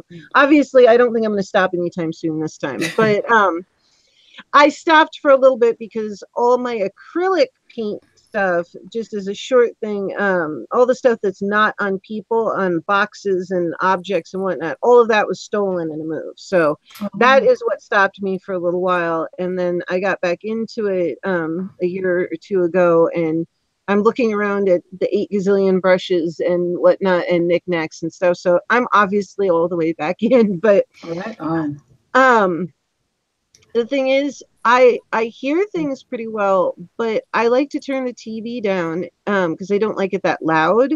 Right. And I watch closed caption TV all the time because sometimes it's not so much that I can't hear it, it's people don't enunciate. And it comes across as garbled. And that, it's kind of like, it irritates me because I don't want the TV up too loud because my ears are sensitive, but I want to hear it and understand what they're saying. So I actually watch with closed captioning a lot, even though I have really good hearing. I'm sitting up here, I want to scream right now. This guy, Put King, that's an awesome idea. I never thought about that. I'm like sitting here going, oh my God, wouldn't that be amazing? If I could just put it on, why won't I do that? You do it on that. Yeah, you have it on your cable box, and you probably have it on your TV, Angel. I didn't even think to tell you about that, and I knew you're deaf in one ear. It just, Papa King, thank you so much. Thank you. I'm a ding dong. I do it all the time, and I've never said it to her. I don't know. Thank you know what? So I don't much. I appreciate. No, I really appreciate that because I would have never thought about that. Because my oldest has hearing problems too, and sometimes the closed captioning is at 100%. But it gets most of it done. So yeah, it's a good option. Yeah, and you know, Go. Sorry, Linda Chill said to me, "Do you have sensory issues with your fibro, Lady Borgia?" In what case sensory issues? I get too hot very easily, but I always did. It's just heightened. I'm very sensitive to heat. But even before I had that, I was sensitive to heat, and I could get heat stroke and sunstroke much easier than most people. I'm really sensitive to humidity, barometric pressure, stuff like that. Let's see. Linda says I will not put closed captioning on my videos. I don't know if I don't think my videos have it. Maybe they do. I have to check. They probably could do that themselves, though, right? Yeah, I think people can do it themselves. You can click it and put it on. You don't have to put it on. But as for other sensory issues, not so much. It's mostly heat. It's temperature. Heat bothers me. It can actually make me nauseous very easily. Whereas somebody might say it's only 75 degrees, but if it's humid, to me, it's like abysmal. And that mostly heat and pressure are the ones that get me a lot. But hearing, I'm fine. My vision, I just have astigmatisms in both eyes and am farsighted. So that's just, and my doctor said part of it is because I read so much and I get eye strain. So it's nothing weird with that. It's just, I need to finally get some contacts, but I just hold the mirror really close. I think that's a good part about when you get older. You just get it together and say, you know what? Let me just do this. Let me get this. You know, get the glasses. Because when we're younger, we're like, no, I don't want to do that. I don't want to do that. You know. Oh, Linda said she said no smells or sounds. The only sound that really bothers me has always bothered me, and that is metal on metal. If you take two metal objects together, like if you take a fork and a metal bowl and mix it, geez, Louise, I'm just thinking about it. That's going to be my next ASMR don't video. Don't you dare do that to me. The only two sensory like sound issues are the ASMR eating noises just freak me out, and metal on metal. But oh, I'm ripping my ear. Okay, bye. I'm not listening. Welcome to the Lady Borgia show. No, that's just creepy. That I can handle, but the food, the first time I didn't even know about it. Oh, Linda, don't worry, honey. I can't type for anything. You should see how abysmal my typing is. Your typing is so much better. Trust me, Angel sees it. And I'm a writer, like paid professional writer. And my typing is just because of my hands. It's weird. That's one thing that I do is I will type and it's as if my fingers know that a key got skipped. It's the oddest thing that I've done. It's weird how you adapt to disabilities. Right. That's true. My hands. That's very true. Yeah. Well, this is a weird thing that I do. And I know I haven't said much. We go back to what you're talking about, but I'll be typing and I won't realize that I missed a key, but somehow my brain and my hands realize that I missed a key and will go back and put the letter in and it'll be in the wrong order, but it will put it in. And it's something that I started doing because my hands can't keep up with my brain just because of the arthritis. And they don't look right and they're always swollen. But actually right now my face is slimming down. You could see it a couple weeks ago. If you like go back to the footage, you can see my whole face and everything else is swelling because I was building up for a big flare. And I can see it now looking in the feedback that it's not quite as puffy and swollen because it's my whole body. But yeah, I do the weirdest thing. It's like this weird dyslexic typing. But I'm not dyslexic and I read fine. It's just something I started doing since then. My hand, for some reason, goes back and puts the missing letter in just in the wrong order. It's the weirdest thing, the things your mind do. Yeah. And Anya says, I can never express my thoughts in words. It drives me nuts. Oh, yeah, that can happen too. Metal on metal. She says, no. Linda says, so you can translate then. Me? Oh, Ian Wrestling King. Hi, how are you? Yeah, I actually used to, because I spoke French and I was my French professor's assistant in the university. And I grew up speaking English and Italian, but now I don't really speak much of anything. So, but yes, I can translate. Not so well anymore. But anyway. Barely get English together. I'm still working on that. Today, yeah, exactly. Today I'm working on just English and getting things, together that way. But anyway, sorry about that. Anyway, Angel, please go ahead. I'm sorry, it's just right in the middle of her story. No, but that's my disability basically. Is just being born half deaf, and just dealing with the behaviors of it, the stresses of it, and preparing. Because as you get older, sometimes, you will have hearing loss. So, but the beauty of it is, like I was listening to Mama Styles and I can get on a bike. She was talking about she can't ride a bike. There's a lot of things I can do that blows people's mind. Like today, when I was talking to the guy that came over to fix my my refrigerator, he said, we were talking about disabilities. And he was banging on the front of my door. He was going bam, bam, bam on my railing. And I said, well, I'm not going to go out there. You know what I'm saying? Because you can go around and knock on the door and be respectful. Right. But I didn't know it was the guy that was coming to fix my refrigerator. I thought it was just like, who does that? So the dogs are barking and I hear bam, bam, bam. So I just said, oh, I'm not going to answer that. Might be a nut case, right? Then my roommate calls and she goes, hey, the guy's here to fix. I said, why is he out there banging on the, you know why? Because I have a fence so my dogs don't run out. And instead of, because I have, beware of dog. So instead of going around, he just figured he'd just start slamming whatever he had on my railings. And I was like, I'm not going out there. I'm just not doing it. I'm not going to, Anyway, after he finished fixing the refrigerator, he said, I came earlier and I wanted to say, yeah, you sure did. And guess what? I heard you banging. I wasn't coming out because I don't know if you was a crazy person. You sound crazy. But I was respectful.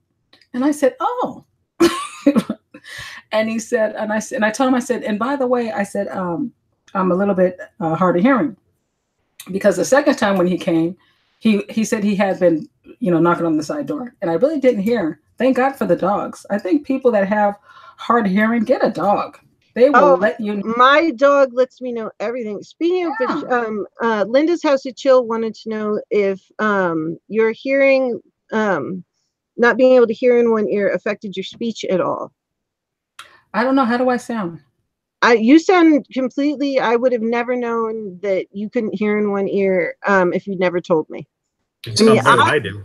Yeah, I've known you told me not too long after we met. So I've known that she can't hear in one ear for quite a while, but I've never picked up on it hearing wise. But I'm also the worst person to ask because I think I told the story briefly. I'll tell it very, very briefly. Linda's House of Chill, she said, when you were a kid, did you have problems speaking? Oh, Rachel, thank you so much for coming. She's got to go to bed. Thank you, honey. I love you so much. I've got to get Rachel on here. She cracks me up. I love her videos. You guys have to check her out. She wanted to know, did you take speech classes? No, I never had to take speech or anything. It was like a secret. Nobody knew this kid can't hear. My mom had 4 kids. I was the third one, and she was a working mom. My dad wasn't around, so I think she couldn't focus. She didn't get it. But one day she hollered because she was frustrated. She'd come in there, give the instructions, and then I would wait for her to leave to find out what she's talking about. And one day it just peed her off, and she turns around and she's like, why do you keep doing that? I'm like, you can't hear me. And I was like, no, actually I can't. And then I think that's when my mom was like, and then they took me but around that same time, also in school, we used to do hearing tests, and they gave me that little paper, and I didn't know it said something's wrong with your daughter's ear. You just give the note to your mom.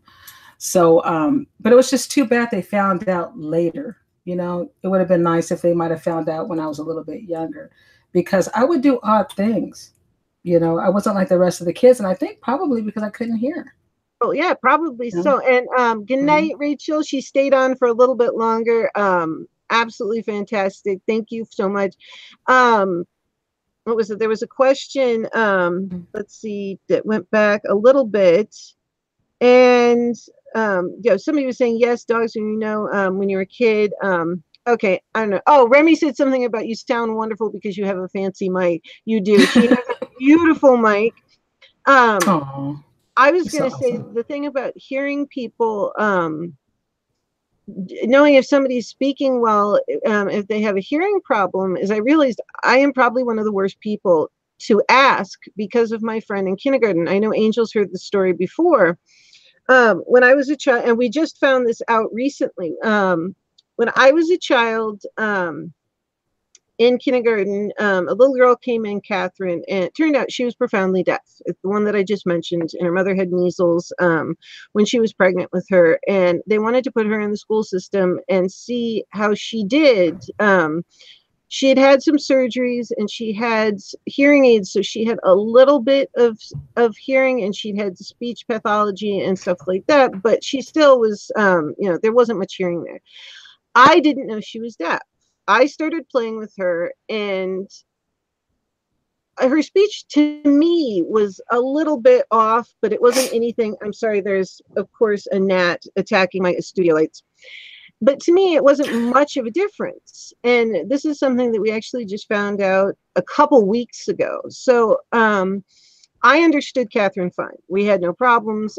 Somehow I knew to tap her to make her turn around to talk to me and to look at her. But I started kindergarten at 4. I started early because they got bored of me in preschool and I was begging. I was like, come on, I can read. Can I go to school? Can I go to school? So they finally took me because I would beg to go to school. And they said, put her in early. She's going to be 5 soon. You know, just let her go. So we found out, Catherine's mother asked my mother, they were friends. She said, you know, could you ask her, does she know if Catherine's deaf? She seems to understand her almost better than her own mother did. Wow. So she asked me, and I said, Catherine's not deaf. She says, honey, Catherine's deaf. And I'm, Catherine's not deaf. I don't believe you. What are you talking about? Well, we were talking about it the other day, and I was talking about it on air. And my mother said to me, she said, you don't realize how severe her speech was, do you? And I said, what are you talking about?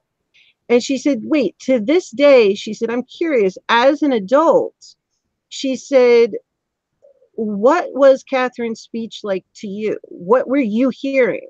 And we've talked before about spiritual ears. Angel finally gave like some of the noises, some of the voices and messages I end up hearing, and it's not through sound and it's not in my head. Angel named spiritual ears. My mother thought that was a great name because I've always been able to do that with things, and we didn't have a name for it.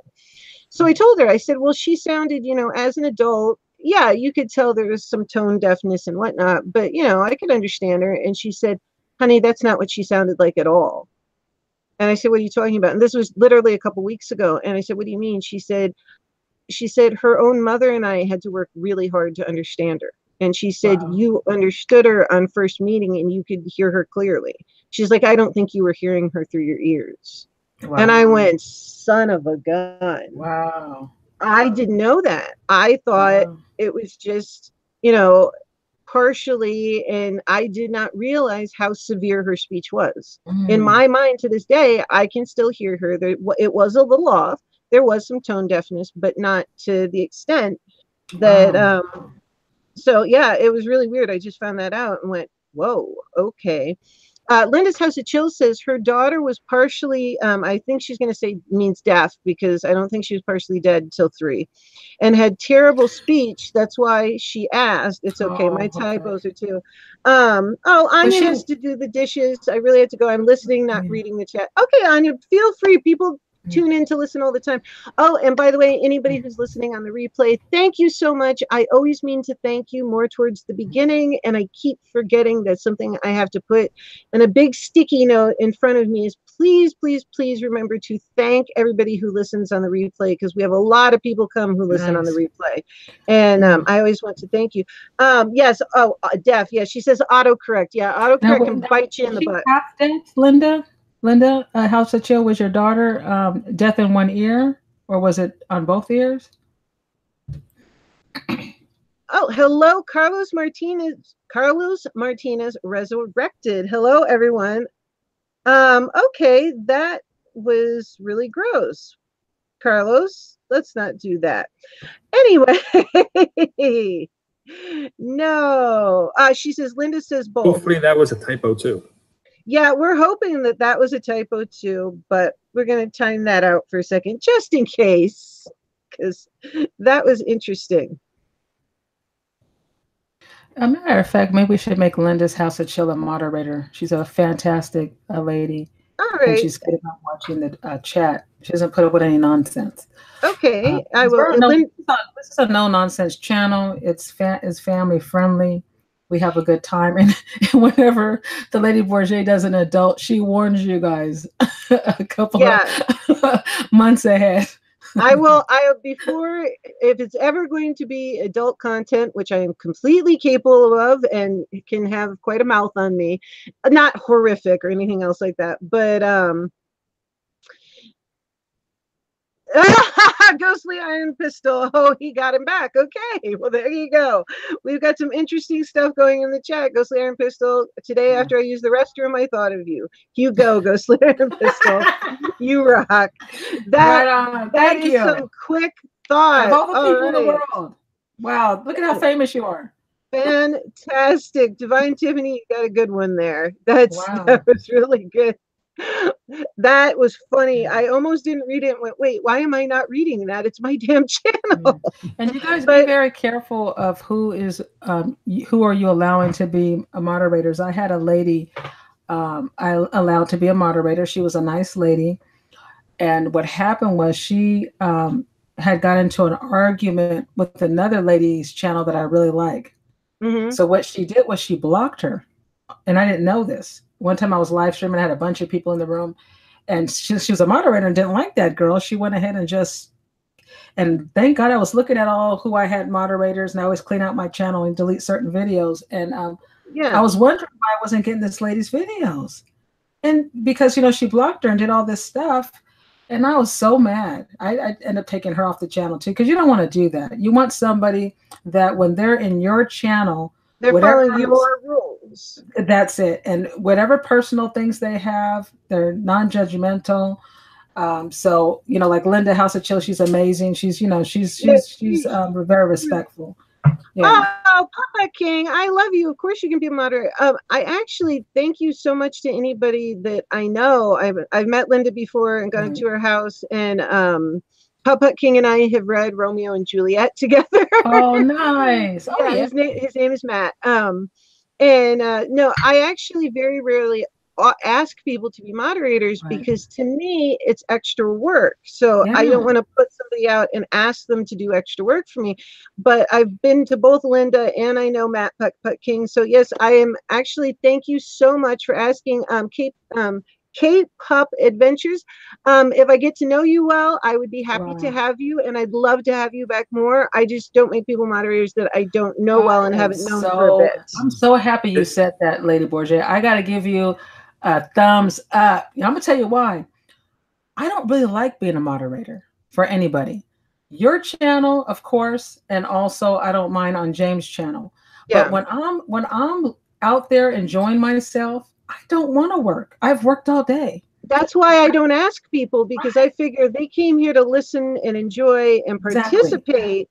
Right. And let's see. Hold on a second. Let's get rid of that.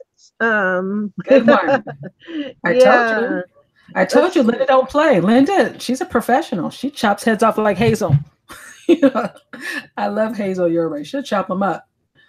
See, I didn't have any moderators on my channel until one day I was interviewing somebody, and Hazel, thank God, came in the chat, and she wrote me saying, "Hey, I need to be a mod," but I didn't want to focus too much on the chat because I was interviewing. I was kind of new, and I wasn't engaging at that time. And come to find out, this guy was saying all kinds of crap to me. I mean, he was really rude. And I looked over and I saw all the stuff he was saying. And then you're trying to do an interview and stay professional. And no, he was really digging. And come to find out, the one I was interviewing, it was his troll. Because I had put out, I'll be speaking to such and such this day. And he was like, good. His troll was like, I'll be there. Right? So here come the troll and his other three buddies. And they were in the chat going off on this guy. And I'm like, oh my God, thank God I had somebody like, Linda House of Chill. Yeah, I'm glad Linda was just here, because K-Pop Adventures is now bye-bye, because I said no. They said some disgusting things that are not allowed on the channel. Hey, I'm all for open discussion and whatnot, but I don't take crap. And Linda is a troll. Linda is not a troll. Go away, Carlos. Now you have to leave too, sweet pea. And there we go. Bye-bye. Good night. Did you see Ghostly? He said, "Don't mess with my friends." Go Ghostly. Right on. Ghostly is awesome. And I know Linda was awesome. The first time I ever met Linda, she was so friendly. I went onto her channel. She was doing a live. She took the time to show me all the renovations she was doing on the house because I was new to her channel. She's like, "Oh, you're new. Let me show you everything that's going on." And I was like, "That's so cool. Like you took the time to like include me so I would know what was up and stuff like that." So that was really cool. And she likes to keep the peace. You know, she likes to keep the peace. But anyway, Papa King says, K-Pop will not be back unless he makes a troll account. You guys rock. Thank you so much. But I wanted to hear. He said he's a legend. You can't block me. Okay, Carlos. Bye. Bye, Carlos. Bye, Carlos. We won't be seeing you. He said, "I'm a legend. You can't block me." He's funny. That was cute. Somebody with Carlos appears every so often, but yeah, I'm glad. Exactly why I don't add moderators that I don't know, such as that K-pop channel, because God knows what would happen if I had put that person as a moderator. But like you said, Angel, I don't ask people to be moderators unless I ask their permission, because like you said, you come home and you might want to relax or, you know, participate in the chat, but not like actually do something. So I thank you, everyone who's a moderator, so much for keeping an eye out. Carlos, if you don't stop with the different troll accounts, I really am going to have to, bye-bye. You're going to get shot down. My mods are good. Anyway, we're going to move on. The troll, you gotta give him that. He's quick on getting those troll accounts. It's like, wow, these are kids having a good day. Yeah, you're having fun. I've seen the Carlos ones go around before, obviously. If you put that into action, if you put it into doing something creative, it would probably be really awesome rather than troll accounts. But all right, if that's what you want to put it into. I was curious, speaking of, there was a dog in K-pop, it reminded me, so the troll gave me a favor to talk. I wanted to talk to Jamie about the service dogs. In fact, there he is. Because we were talking about that earlier, and I was curious to hear more about that. Yeah, there's three main ways of getting a service dog. One is you train your own, but you still have to do the public service test, at least here in America, to make it an official service dog. Right. Another way is to get a dog, but then you take it to a professional trainer, and you and the professional trainer would train the dog. And the third way is you go to an organization that specializes in service dogs, and then they will specifically not create the dog, but train that dog for your specific need. So the third is what we did, because I don't have the time to train, and I don't have the time to go to somebody. Yes, I don't have the time to go to somebody else to train it with them.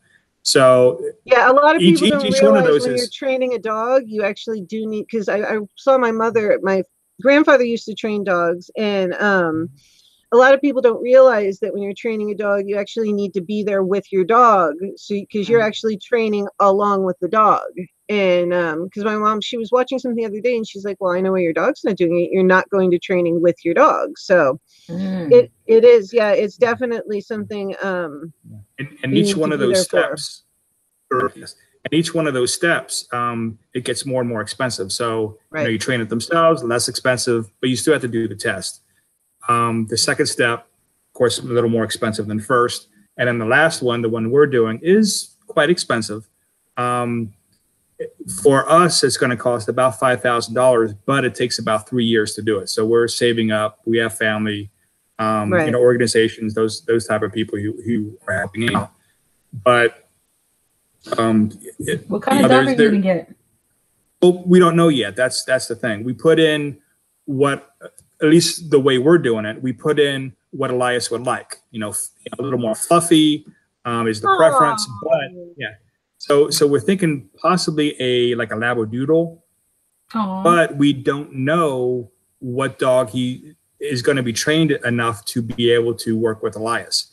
And Elias is going to have to go to a 3-week course and actually work with the dog, then for the first 6 months, we can't, I'm sorry, the first 90 days, we can't have any real interaction with the dog. But then the first 6 months, he does like all the feeding, all the prep work.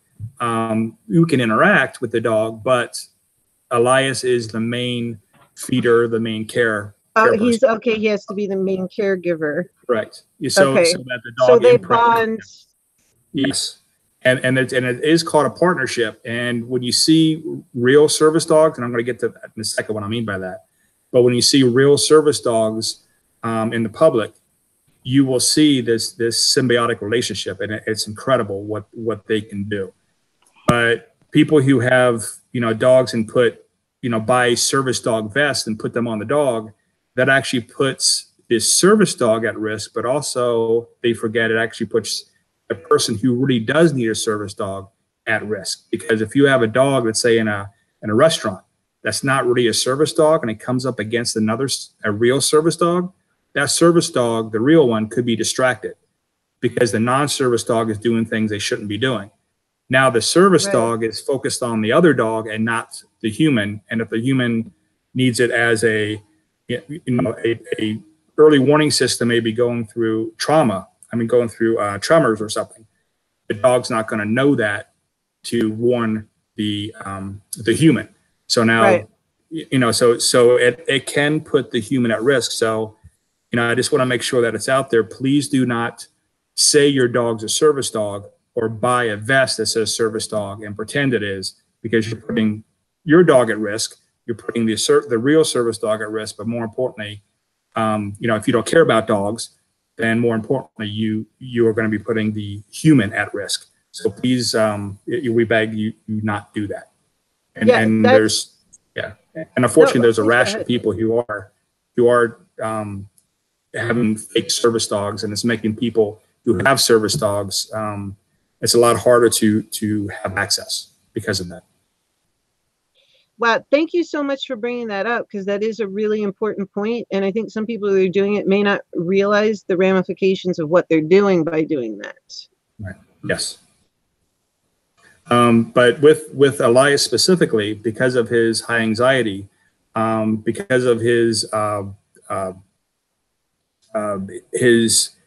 physical responses to things, the service dog hopefully is going to help him decrease his anxiety, because he does have some tells, but a dog will pick up on early tells that we can't see. Yeah, dogs are amazing at what they can. I know just my dog and my cat, what they pick up on with my illnesses, and they're not trained service animals, but just what they can do with me and my family is amazing. Absolutely. And like for instance, one of my son's tells is he'll start shaking his foot, because of his high anxiety. Mm-hmm. But the dog will be able to pick up on those a lot quicker than what a human would. But the process that we had to go through, because it takes about 2 to 3 years, is we had to do an application, which is like a 2-page application. We send it in, and they say, oh, okay, this person might be eligible. Then they sent us a full application, which is, I think it was a 56-page application, something like that, which has to go to the psychiatrist and the behavior specialist and all that, so that they know what they're looking for and what they need for a dog to be trained. Then we have to go to an on-site interview where they actually have different dogs there. And they helped Elias to interact with a service dog and how to properly interact to see if he could possibly interact with a service dog. Well, we passed that level. And now we just got set up. It's a public access, not training, but public access, I think they call it an interview, where he goes to a mall and there's a dog there, somebody else's dog, but there's a dog there, and then they will kind of see how he interacts with a dog in the public. We passed that. Then I'm not 100% sure exactly where it goes, but I know some. Oh, that's right. Then it's my wife is yelling at home. So there's a home visit that the service place will come into the home with a service dog, and see how they interact in the home. Right. Then after that, there's, I think they have puppies that are, when they say puppies, they don't mean puppies, they mean a little more full grown, that have basic trainings. Right. Then they interact with Elias and see which one Elias will go to, and the dog will go to Elias. They try to pair them up. And then dogs absolutely do that. My dog came right over to me. It was a rescue dog and sat down in my lap. Oh, yes. Mm-hmm. And then then they will take that dog and then train them for specific needs for Elias. And that's when later then Elias will come in and do the 3-week training, but then do the 3 months by himself, and then the 6 months feeding and all that kind of stuff. So where we're at that point, again, we're about a year and a half into the process. So we're still waiting. It's still our process, but we feel we're doing it right. And that's what we want to do. That's really important to do it the right way. And all those little steps may seem a lot to a lot of people, but as someone who came from a dog training family, all those little steps are necessary and really make a difference at the end point, in both for the health and happiness of the dog and your son, and then bonding correctly, the dog understanding your son and all his individual things and everything else like that. What was it? Remy said, hold on, let me pop this back a little bit. Remy said, having Storm's connection issues. He said his friend's dog used to come up to her and put his nose right between her and breast and start smelling. It used to embarrass her. They'd always go towards the left while smelling. Soon they found out the dog she had lung cancer exactly where the dogs had been smelling. And Linda's House of Chill was saying, my Tinker knows, even she knows when our other dog's about to have a seizure. Yeah, it's amazing what they can know and tell. And cats too, because people don't notice it as much in cats, but we nicknamed my cat William Dr. Will, because he knows when something's going wrong with me. He knows when something's happening. And I can say paging Dr. Will, and my cat comes running. It's the damnedest thing. They just know and can smell and tell things that we can't. Well, when you get a service dog with a service dog organization, there is one thing that you have to look at as well. The human's going to last longer than the dog. Yes, that's just the fact of life. So when you go to a good organization like we are, I want to say the name, but I'm not sure if they want me to do that. But fair enough. The organization will do. And I forget the exact term they call it, but essentially it's a replacement dog. They call it something nicer, but essentially that's what it is. Really? So if the dog it goes into retirement, they call it, starts to slow down, isn't quite as attentive, then that dog will turn into just a regular pet. And then you retire that dog, and then you would go to the organization, and they would start the process over again, but you start at the puppy phase. So you have to go through the whole other step. So you start the puppy phase, and it's about 6 months to a year. So the idea is for you exactly, yes. So it kind of crosses over. That's, that is something about service dogs that I did not know. I knew a fair amount about them, but this has been absolutely fascinating. And I never thought of the fact, in being a dog and cat owner, my whole life, that's definitely with a service dog. It didn't occur to me about what happens when it's their time to retire and move on. And that's really a fascinating thing. I didn't realize they did that, but that's smart, because what are you supposed to do when your service dog isn't there suddenly? People highly depend on them. And what you brought up before about people, please, anybody who's listening, even if you didn't mean anything by it, please don't ever say your dog is a service dog or mark your dog as a service dog if it's not. Because as Jamie Scott, WrestlerMania, has said, it really does cause a lot of issues, and I'm glad that's a point that he brought up. But that's really cool. I didn't realize they did that with them as they go into retirement, but that makes sense. They do that with the canines who work with the police force, so why wouldn't they do it with service dogs? Right. Gemma, do you have any dogs, or do animals help you cope with anything, or have you ever tried having animals or cats or dogs with your anxiety? I used to have a family dog. My dad used to have a Rottweiler slash collie dog, and unfortunately we had to have her put down a few weeks ago, which I didn't actually find out about until my auntie posted a picture on Facebook of all social medias. The worst possible thing to find out on, that my 15-year-old cross dog had been put down without my consent. I hadn't been explained to why she'd been put down. And she knew the ins and outs of me. She was a very, very attachable dog. I loved her. I spent a lot of time living with her, and the fact that I only found out on Facebook about it, and I said to my auntie, I said, do you realise how disrespectful that was? Like, the fact that I'm autistic, I have heightened anxiety, this is going to stress me out. Mm-hmm. And she said, the reason we didn't tell you is, Gemma, because we knew your reaction, you would not be very happy about it, and we knew you would overreact about it. I was like, well, what do you expect me to do? You just expect me to sit here, shut up, and not say anything? Well, of course you didn't. Yeah, I mean, actually, I had a similar thing done. It wasn't on social media, but the dog that we had when it was basically my nanny.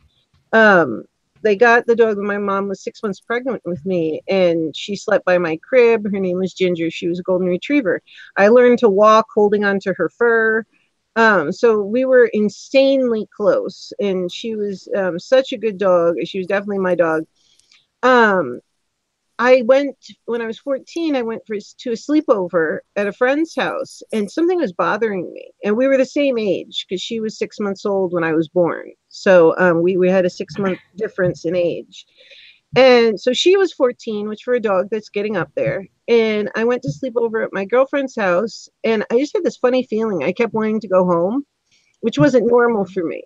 And I kept calling the house and said, well, I want to come home. No, just stay there. And the next morning I said, okay, I want to come home now. Well, just a little bit more. We have some errands. It turned out my dog had died. She'd had a seizure. And rather than bring me home and let me say goodbye to her, they just took care of her and had her remains. And that was one thing. To this day, I still bring it up. I said, you didn't let me come home and say goodbye. Yeah. And my parents admitted after the fact. They said that was the wrong choice. We shouldn't have done that. Right. And I said, why did you do that? They said, well, we thought maybe, it would be better if you just came and it was already over. I'm like, already over? I didn't know a life without that dog. So I understand how you feel, Gemma. My parents didn't even have a good reason for doing it. Sorry, Mom and Dad, but it's true. They just thought at that time, and parents can make mistakes. So, they thought they were doing the right thing for me at that time, which all I wanted was to be able to say goodbye to her. Yeah. So, it's the fact that I found out the way it was done. It's the fact that my auntie had actually put a picture up of my dog on Facebook, and she put RIP to such a lovely, gentle dog, and she'd put a picture up of my sister with the dog outside the vet's, and it was wrapped in a blanket. And I was just like, okay, not only is she dead, not only did they actually put a picture of her dead in a blanket on Facebook, holy and crap. I had no idea it happened. I had no idea she was that ill. And when I kicked off about it the next day, I was like, you done wrong, you shouldn't have posted this picture. And the fact they tagged my name in the comments and put, has anyone told Gemma? I was like, okay, right, Whoa. okay. So that caused massive problems for me, and especially my dad. Around my dad's like, you need to come round mine, like, now. We need to talk now. And he was like, about what? I was like, I think you know what. I said, but I'm not going to kick off on Facebook because I know I'm going to get in trouble. So get round here. And 2 hours later, look at you. You're being more rational. She knows not on Facebook. I got to give it to you, Gemma. I mean, you're being the rational one. Somebody to listen to Gemma. She's got it. She's got it going on. She knows not to do it on Facebook.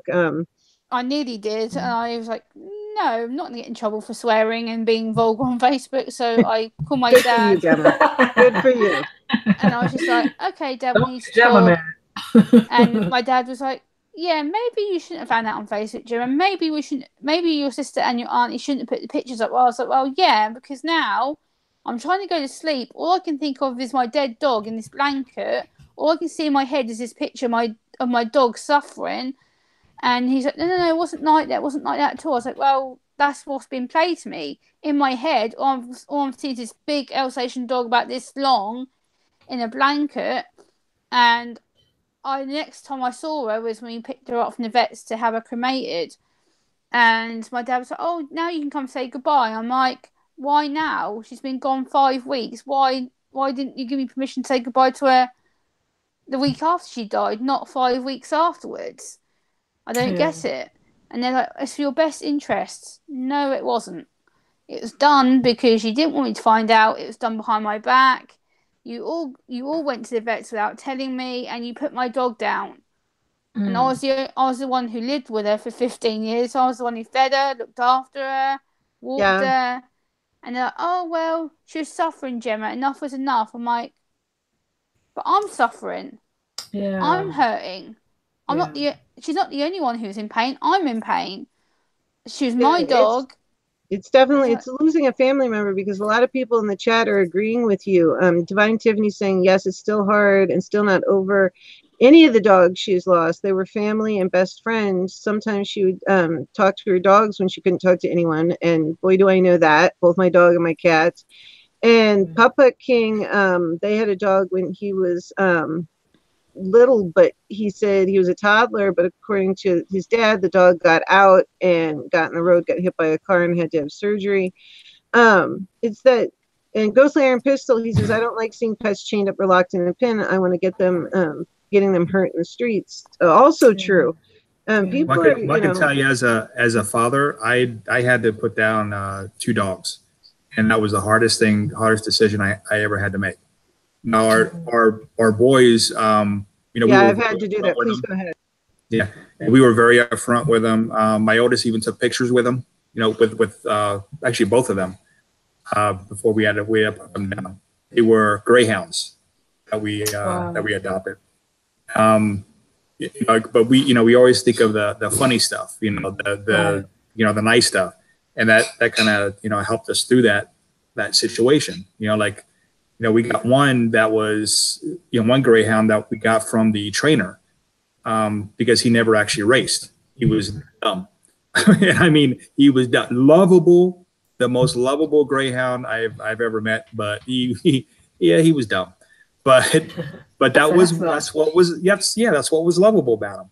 Yeah, and then we had another one that was ex-racer and won many races. And he was the kind of like the dad of the dogs. He was very mature for a dog, and you can walk him with a leash, no problem at all. And we used to joke saying with Elias, who's autistic, that we actually got Elias leash trained because of the dog. Because the dog already knew how to walk with a leash. We just had to teach Elias how to walk with the dog. So the dog actually trained Elias, essentially. Isn't it awesome? So, yeah, it is. Yeah. It's amazing. Yeah. So, they were big parts of our family. So when we had to put them down, and I had to make that decision, and when you have a spouse, you do it together, but you still have this, sadness, and you still have this guilt, even though it had to be done.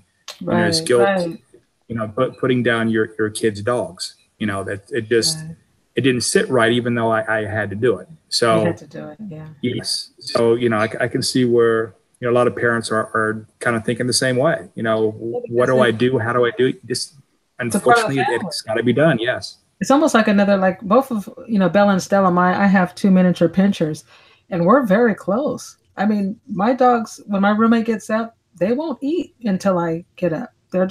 We have this bond, unbelievable bond. And they're like my children. I really don't want anybody treating them in any kind of way. I treat them with the utmost respect. you know. One of them had to have cataract surgery in both eyes. Very expensive, but guess what? They need it, you know. It can be very expensive, but they're part of the family. And when they have to go on to glory, we call it a Rainbow Bridge. Yeah, we know that that's what we call it, the Rainbow Bridge. Yeah, that's what we call it too. Yeah. Right. We all grieve differently. I still grieve my Diamond. Most of my cats lived about 16 plus years, and Diamond's been gone maybe half a century, and I still miss my cat. She was this beautiful, pure white with these gold eyes. And one thing about me and my pets, my little fur babies, is that I've always had a bond with them. I don't know what it is. I think it's me. It has to be, because these are different, fur babies at different times, but they're just right on me. Yes. So I don't know if I have a needy nature to them, or maybe, they're here to serve me. I don't know what it is, but I've had some awesome, awesome fur babies that they love you unconditionally. When I was sick with cancer, both of those dogs, you couldn't get in. They were like right there, what I'm saying? Every step of the way, every time I had to get up and drag myself to the restroom because I had, a huge surgery, they were there. We're actually going to do an edition. Kathy and I were talking about it, and I meant to tell you, Angel, we are going to have a disability discussion specifically focusing on surgeries and recovery from surgery. So I forgot to tell you about that. Just down the road, we'll be doing that. Oh my gosh. If you want to participate, I never make Angel participate. She may be my guest co-host, but I always ask her first. I don't say, Angel, you're doing this, because that's not nice. Lady Borgia, I'm going to have to actually. I was just about to ask you, Gemma. It's so funny you said that. I was just going to ask you how you were doing. Gemma is 5 hours ahead of me. Oh, man. My iPad's about to die. It's on like 8%. Okay. So let me bring Gemma up so we can say goodnight to her, because I know it was such a pleasure. Yes, Gemma. Yes, it was great having you on, Gemma. Yeah. Thank you. Oh, she's wonderful. You are so fantastic. I would love to have you back. We're going to do more disability panels. I'd love to be back. I'd love to have you come on again. I'd love to have you come on your edition of You Stories. You are absolutely lovely, and I cannot wait to get a copy of that poem and put it up in my area. I'll email it over later today. It's currently nearly 2 a.m. Yeah, please, honey. So. Yeah, go to sleep, sweetheart. It's so funny that you spoke up, because I was just thinking, I'm like, is Gemma okay? Does she need to go to bed? Because I know that you're quite a bit. I'm in New York, so I'm kind of in between everybody, and but I do remember your time zone. So thank you so much, sweetheart, and I cannot. Thank you for having me. Absolutely. I can't wait to have you back. You were an absolute joy to have on, and I've learned so much from you this evening, and so many cool things from you. I can't wait to talk to you more. I know. She's you amazing. Too. I love you, Angel, Lady Borgia, and Jamie. You too. I'm connected with you. I'll be watching your videos. We'll be supporting your channel. Much love to you, Gemma. Brilliant. So glad that I have you on. Okay. Night, sweetheart. She was absolutely wonderful. I just love her. She's so amazing. Thrilled. Yeah, in fact, Gemma was the first guest on the second edition, because when we came back, there was other people who asked, but I put her first because she was the first person on the first episode that we did, the disabilities discussion, that I thought was going to be a one-time thing. And then people enjoyed it so much, I said, sure, I'll do it, once or twice a month. I'm cool with that. And Angel said, yeah, sure, let's do it. And Gemma was the first one to say on the first episode, she's like, can I come on? I'd love to see Linda at House of Chill on. Yes, I would love Linda to come on. In fact, I was going to ask her for the next one if she wanted to come on. I know Gatorbite wants to come on. She's definitely coming on the next one, because she emailed and asked directly. But Gemma was the first one who, she put her hand right up. We were barely on the air, and said, can I come on? And I said, honey, if I had room, I would put you on. And so I reached out to her first and said, would you like to come on the next episode we have? And she is just amazing. I can't wait to put that poem up in my studio, because she's encouraging. She really is. I was waiting for her to tell you some of the things that she's done within the autistic community. She's gone to hospitals and spoken. She's gone to police stations, you know, on her live streams. You know, she's talks about autism. You know, she goes all over the place. And for someone who was, you know, very nervous about groups and, you know, very nervous about being around people, she does a fantastic job, and she puts the word out. She really is a genuine advocate for herself, and that's fantastic. I like the way she checks people out. I love her. Does. Right on. Check them out, baby. Yeah. And that to check you out. That is a trait for high functioning autistics. They do research. They love to do research and inform. And sometimes, and you have to be careful, because if you give them wrong information, they will pass it on as fact. And then it's hard to, for lack of a better term, deprogram them to say, no, that's not the correct information. I've dealt with that with my friend's son. And once they know, that is H.L. Degrees, she says, I'm good, thanks for asking what's going on tonight. Tonight we are having number 2 of our special disabilities discussion. Originally it was meant to be a one-time special edition, but people enjoyed it so much and more people wanted to come on and talk and keep it going, that we are now having number 2, and we're going to be having it once or twice a month. With various panel members and my lovely guest co-host, Angel, and who is a huge help to me, and all my wonderful moderators. But various people are going to come on and talk about it. We're going to keep it to 3 to 5 people, because I think 7 or 8 was a little bit much. But hey, it was new. Said he wanted to come on sometime. Yeah, I would love to have Remy on. I'd love to have Linda on. Puppet King said he'd love to come on. And also anybody who's interested in being on the regular edition of You Stories, just for their own episode. Everybody is welcome. You don't have to be a YouTuber. You don't have to have a certain number of subscriptions. I interview people who aren't even on YouTube. So I'm interested in everybody's story. There you go. You Stories isn't about YouTube. It's about you.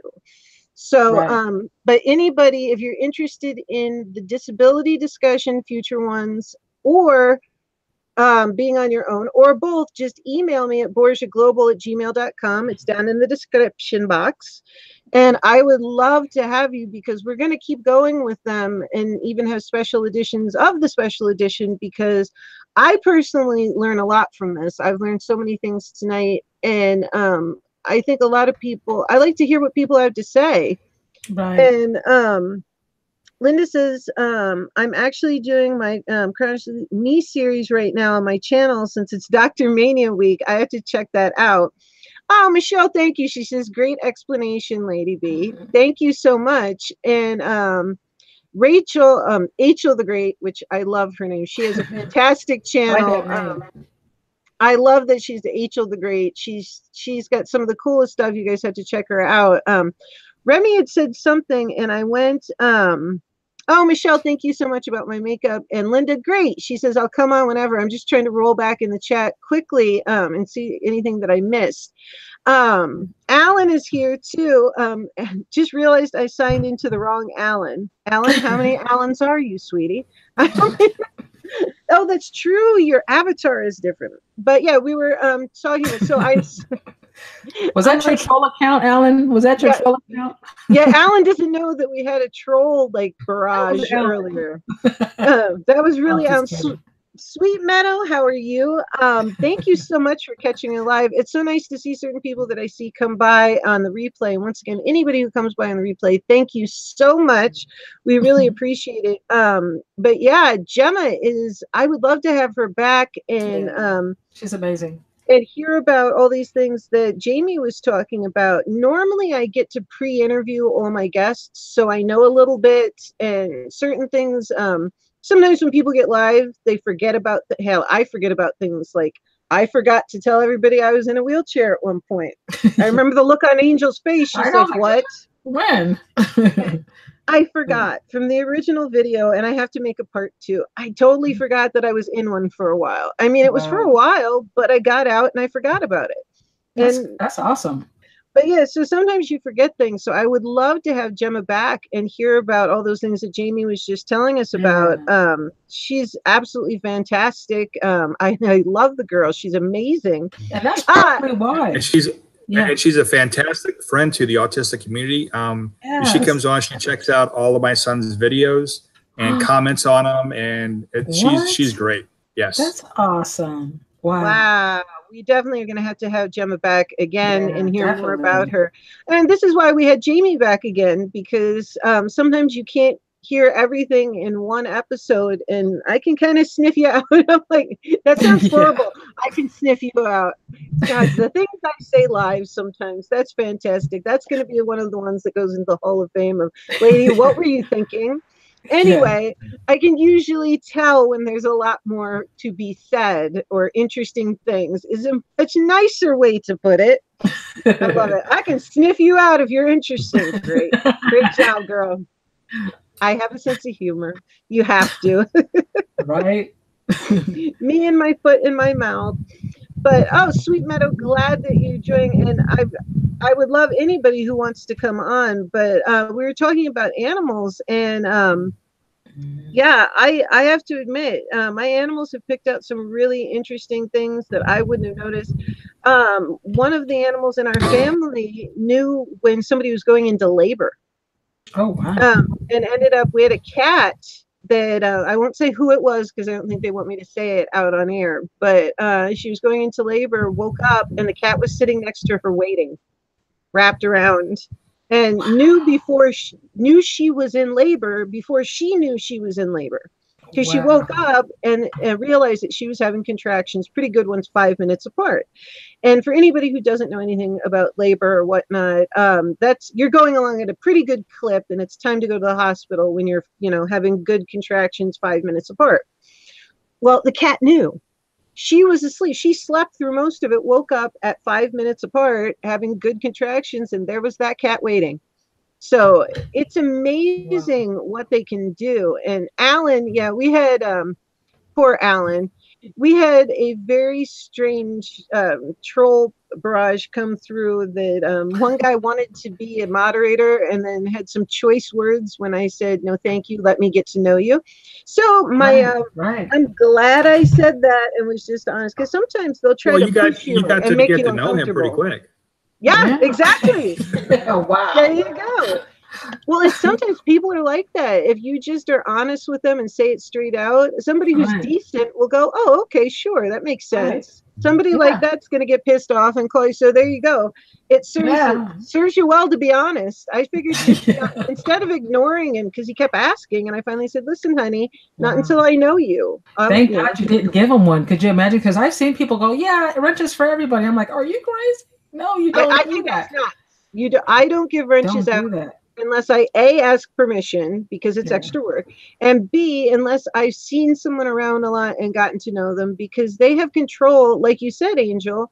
What if there's somebody they don't like that comes to my channel? And I don't discriminate in that way. If you don't like someone and you just don't care for each other, that's fine. If it's somebody dangerous, obviously, yes, please tell me so I don't let them go on my channel. But for all intents and purposes, Angel the Great, the last troll talked about sexual favors. Yeah, we had some interesting ones in here. We don't usually get trolls, but every once in a while, I don't know what it is, Angel, we get one and then like a horde come through. And one of them was asking me to do something. It's like troll radar. Yeah, it is. Most of the time I don't see them. Somebody was asking for favors from me, I guess, one night. I didn't even see it because my moderators picked it up so fast. They went, whoa, what happened? But it's interesting that that's how you spend your time. I don't know. Maybe I was like this before I had disabilities, but Papa King goes, that's kind of disturbing, Angel the Great. Yeah. Oh, awesome, Linda. You sent me an email. Excellent. I am so thrilled. And no, that's okay. We've seen the Carlos one come through. Oh, they follow you. I had to stop going to certain channels because of their trolls. If I said anything nice, I made a comment about their video. Oh, well, who is she? And then I get all these thumbs. That's why all my thumbs down had to get turned off. Wait a second. Somebody just came in here. You guys, professional students. Oh my goodness. Hey, professional student. Nice to see you. Now this is epic. This is an epic moment right here. Professional What's up, girl? I went and talked to her a couple months ago and told her about you stories and told her that I had been talking about and reminding everybody how we met through her. Yes, goes lots of drama. And I asked her when she was available because I know she's really busy. Could she come by, come on You Stories? And she said yes. And she actually came by the show a couple months ago. That's And awesome. when it was first starting and whatnot. So, and people have been asking about her, Anne Marie, since then. And they said, have you talked to her? And professional student Anne Marie, yeah, I keep telling them, yes, I've talked to her. Yes, she's come by. She's going to come back. I'm just being patient. I know she's busy. So I saw her name and I had to stop. I was like, wait a second. We got professional student here because you get a lot of love, girl, on this channel. That's right. On Absolutely. Oh, you watch my video on this and you're off for a week. I have got to get you on. Oh my goodness. Oh, that would be amazing. I would. Yes. I would really like to see that. Yes, because she's. I don't know if you guys knew. At least the research that I did, she pretty much well, actually, not pretty much. She did start the collaboration movement here on YouTube. So I owe her a lot. I owe Right, her a lot. absolutely. I was barely on here and she picked one of my videos and put it in. And everybody who's been coming through and talking about her, I said, yep, I told her, I asked her to come by and she said she would come by again when she has time. So yeah, Anne-Marie, please, she's available now. Then I've got to talk to you and we got to talk tomorrow so I can get you in this week. Yeah. I will make a special date or whatever. You had to be on the next one. So definitely had to talk to you. If you could email me or if you have your email up on your page, I'm not even sure.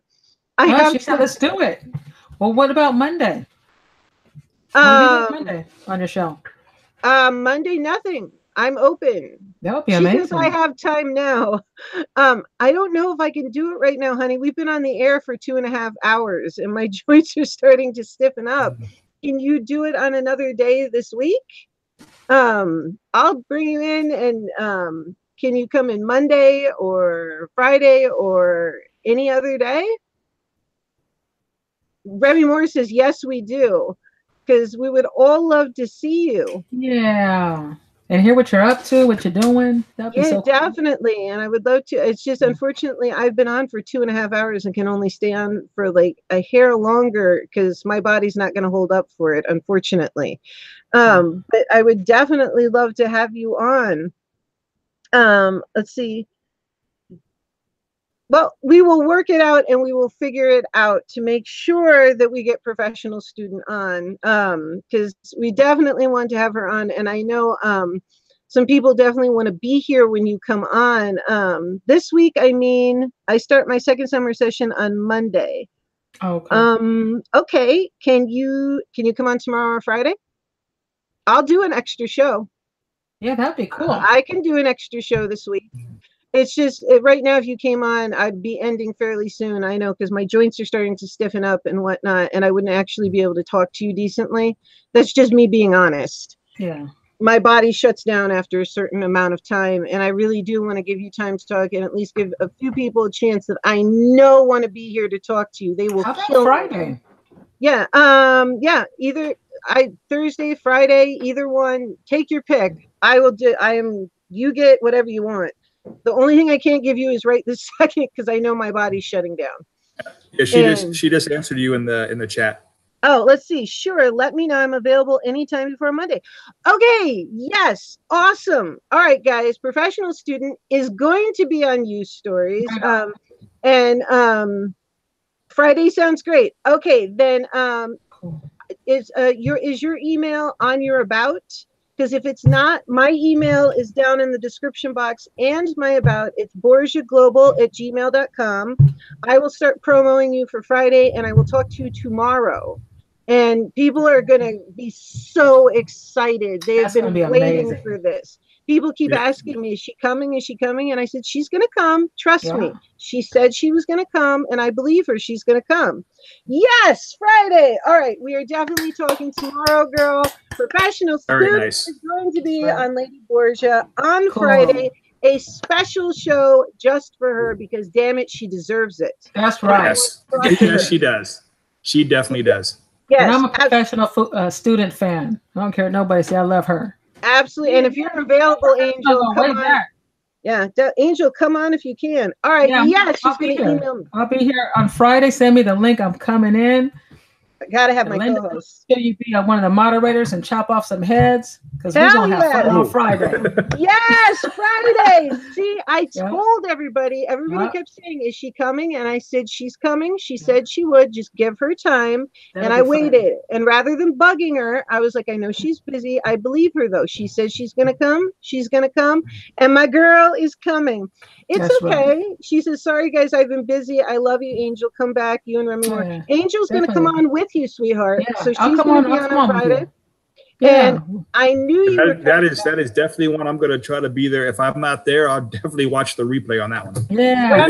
Here. Yes. Everybody get it out there. Professional student is coming. I knew she was coming. Everybody said, are you sure? And I said, yes, I knew. She's coming. Cool. I told you she was coming as soon as she had time. That's my girl. She got my start. So she rocks. Mine too. That's how I met everybody. So wonderful. I am so excited for Friday. I got to get it out there because I know S2W Themes is going to want to hear it. I have to tell Frank somehow. Frank would be excited. Frank got to come. He's going to love that. He just got back. Yeah, exactly. He's like, I know so many people are going to be so excited to talk to you. Oh, I'm so excited for Friday. Me too. Awesome. Oh my God. What an awesome surprise. I looked down at the chat and was like, holy crap. I know. Because I remember the last time she said she was going to come. Yeah. And we were all excited and we were like, when's she coming? Yeah. She said as soon as she had time. I knew she would. I knew you were coming, girl. All right, that is awesome. Now what time? Well, let me know what time it's going to be on Friday. Yeah, usually I do 7 o'clock, but I'm going to talk to her. She's emailing me. We'll figure out the exact time, what works for her and me, and I will start promoting it tomorrow. And then everybody, if you could, I know there's so many people that want to talk to her, and that's why I went to her page and wrote to her a couple months back and said, hey, what's up? Thank you. Like, this is what you did. Everybody's talking about you. So I said, I've been talking about you on my channel and I've been putting it out there because this girl started everything. She did. Yeah, she was amazing. You can still look at some old texts that me and her had on her channel, how she would watch my videos. I'd watch her videos, and then when she went off to finish school, she was really in her finals. Busting her butt. She was busting her butt, and she was doing it the old school way, writing everything down. Yeah, hundreds of people's, links to their channels. I mean, she really put in a lot of work. She really did. She says, I'll email you now. She says, bring questions. I have time now. Let's promote it anytime. Let's set the time now. How's about 7 o'clock on Friday? That's when I usually do my shows at 7 o'clock. Is that good? And I usually put in, I'm usually on for a good 2 hours, 2.5 hours. So if that's good for you, we can set 7 o'clock on Friday and start promoting. Does that sound good? Are you guys on the same time? I'm 7 p.m. Eastern. I'm New York time. Good point, Angel. The girl who does this all the time, all of a sudden forgets time zones. I got overly excited. So we'll put it in. I don't know why I'm typing this because I'm a ding.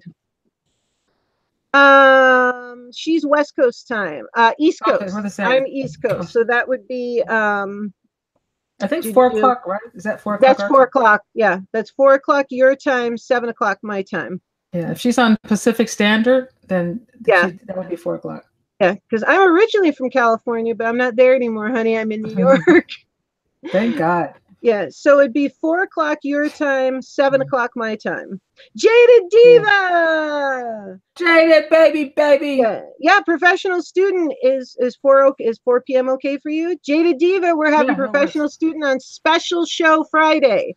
We are having. I told you guys she was coming. I knew it. Hey, I heard through the grapevine that Jaded Diva is going around doing panels as well, and I made a comment about. Yeah, awesome. I made a comment about coming on with you today, and he said, I should be looking her up and talk to her about doing a panel too. About professional student? Well, no, Jaded Diva. Oh yeah, he should come on here too. Jaded Diva is supposed to come on my show sometime. I don't know where he is. I love Jaded Diva. He is my diva. All right. Let's see. Professional student says, okay, it's a date.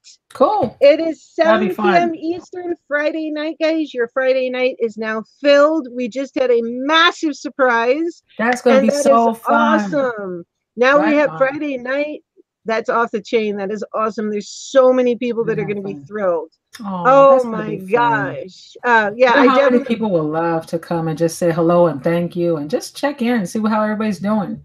Oh my gosh. Yes. Jada Diva is clapping. And Jada Diva, you know your butt is due on my show. Yeah, Jaded Diva. There's so much around. He's mad at somebody. I'm like, what'd you guys do to him now? You know I missed that. All I know, somebody did. He's mad at something. I'm like, what happened? Leave that man alone. I never know what's going on. I am the worst. Somebody did something about, did you see this drama? And I'm like, no, I don't know what the hell's going on. I'm like, yeah, Angel and I are in our own world. I know. And then I'm friends with people hate. And it's like, oh my God, you know, they start talking. I'm like, you know, I get it. But it's like, you try to stay out of that stuff. But just to give you an idea with a professional student, a lot of people have taken her idea and kind of switched it a little bit, but I kept with her main idea. It took me a while to get to my 1K, supporters, but I have over 5,000 watch time. Wow. Because I followed what she said to do. Wow. So if you follow what she says to do, it's going to be a lot better for you in the long run. So she knows what she's talking about. Now? No, I just got my 1,000 on Monday. Yay! Yes. Yay! So, but I had my 4,000 for a while. Now I'm actually over 5,000 at the moment. See, I'm backwards from you. I just got my, well, no, I'm not. I just got my 1,000. I've been on 5 months, but I've got, wait, where is it? I am 40% of the way there to my 4,000. Nice. Very nice. So Very nice, that's not too bad in 5.5 months. Yeah, and you're doing it the right way. You know? I did it. I followed her. Thank you so much, professional student. She's saying congrats, I think, to you, Jamie, too. Oh my God. I am so excited. I am so thrilled. I knew it. I told everybody she was coming. This girl does not do that much work. And then when she says she's going to come, not come. I knew she was coming. I know I keep repeating. It's like Lady Borgia, shut up now. But it is. But I just knew she was coming back. Oh, I am so excited for the show on Friday. This is going to be so cool. It's going to be fun. Angel's going to be here. I know there's going to be other people coming. And oh my goodness, we have to get the word out there. There's so many people that are so thrilled to talk to you. Oh man, hundreds. Yeah. And I know there's going to be people that want to jump on and say hello and stuff like that. Angel, I'm going to need you as a co-host. Oh, absolutely. Absolutely. And we'll get Linda in here. I need my girl. And some people, it's going to be amazing. Oh, hey, Flora Bella. Oh my gosh, I haven't seen Flora Bella in a while. Pop-Up King, he said, good job, Scott. He says, I have had it for 2 weeks, but it's about 2 weeks ago I hit my goal of 1K, and I was on one of Linda's streams too. Oh, I'm so happy to see Flory. In fact, Florabella, I was thinking about you the other day. I was like, I haven't seen Flory in a while. Wow, this is like the most awesome show ever. We've had Gemma tell, and it's the first of the month. The month is starting off awesome. This is exactly. This is good. July was kind of like meh. It's all right. It's cool. I could have taken it or left it. Wow. But this is starting off as an amazing month. And we will leave room for people to pop on and say hello if we know you well. Right.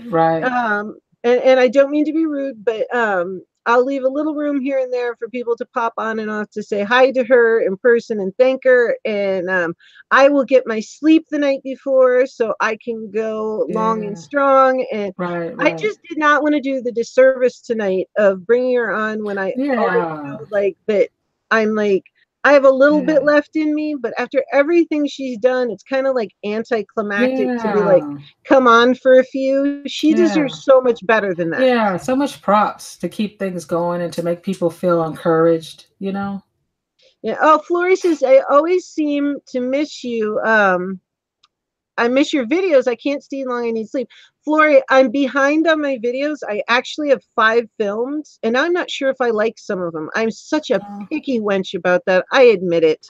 I look at them and I'm like, if I'm not laughing, or if one of my things is, if I watch one of my videos, or if I start watching the clips, and all of a sudden I notice I'm smiling and I don't realize it, then I'm like, okay, it's a good one. But if I'm starting to go like, okay, even if I adored what the look was, if it's a makeup look or special effects, if something about the video isn't quite right, then I just can't put it up. And I don't know, I just can't do it. It feels like a disservice. But if it makes me smile, then I figure, okay, at least it's making somebody smile. There's something to it. So hey, Linda's House of Chill. What am I, chopped liver? Okay, there you go. you saved yourself on that one. There you go. Thank you so much. You like my eyeshadow, Flory. I have a ton of bright looks coming. Yeah, that's cool. She's getting ready to turn into Patsy. Yeah, I'm starting to transition. I got a bunch of new neon paints. This is actually special effects paint that I'm wearing as eyeliner. That's cool. And yes, Linda's House of Chill. Of course, we love you, sweetheart. Alien, awesome. Alien 6467, which that's I emailed him. I would love for him to come on the disability discussion one time. And like I said, we're going to keep rolling with them, because look at the wonderful things that are coming out of them. It was a simple idea, just, for a one-time thing, and I am happy to do them twice a month. I'm so excited about Friday. I can't stop thinking about professional student, because I always felt like, it was a missing link. Exactly. Oh, Divine Tiffany, thank you so much that you love my eyeshadow. I will do a tutorial for you. I've got bright colors. I wake up in the morning with all things coming out of my head. But yeah, I have to. Oh, Alien, he says, I've been dealing with a hurting tooth. I don't know if it's nerve pain or infection. Been there before. Oh, honey, I'm so sorry. I will send out all the positive thoughts that I can for you. I figure that can never hurt. And I got to admit, with Angel, though, I am so freaking thrilled for Friday. Me too. I'm like, wow. I'm like, our girl is coming. She's the one that set this off, and she needs a proper show. Not just the end of a different show. She needs a proper show. Yeah, that's true. I could not give her like the tail end of me getting tired, and that just seems wrong. I can't do that. Exactly. But I'm so excited. Yeah, and Jamie, you're welcome if you want to pop on when you see it to say hi to her in person. I would love to do that. Thank you. And absolutely, I do have to tell you, it's for what I was talking about it before.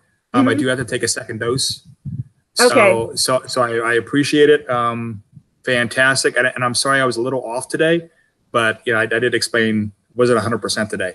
Oh, so, honey, but still, thank you very much. Yeah, you look fantastic today, and absolutely no worries. No, he has some other issues going on, and honestly, nobody would have noticed, and you did wonderfully. So I'm just happy that you came on, and I am always happy to have you come on. And by the way, Jamie, my mother saw part of the last episode, and she's like, who was the guy in the red shirt with the glasses?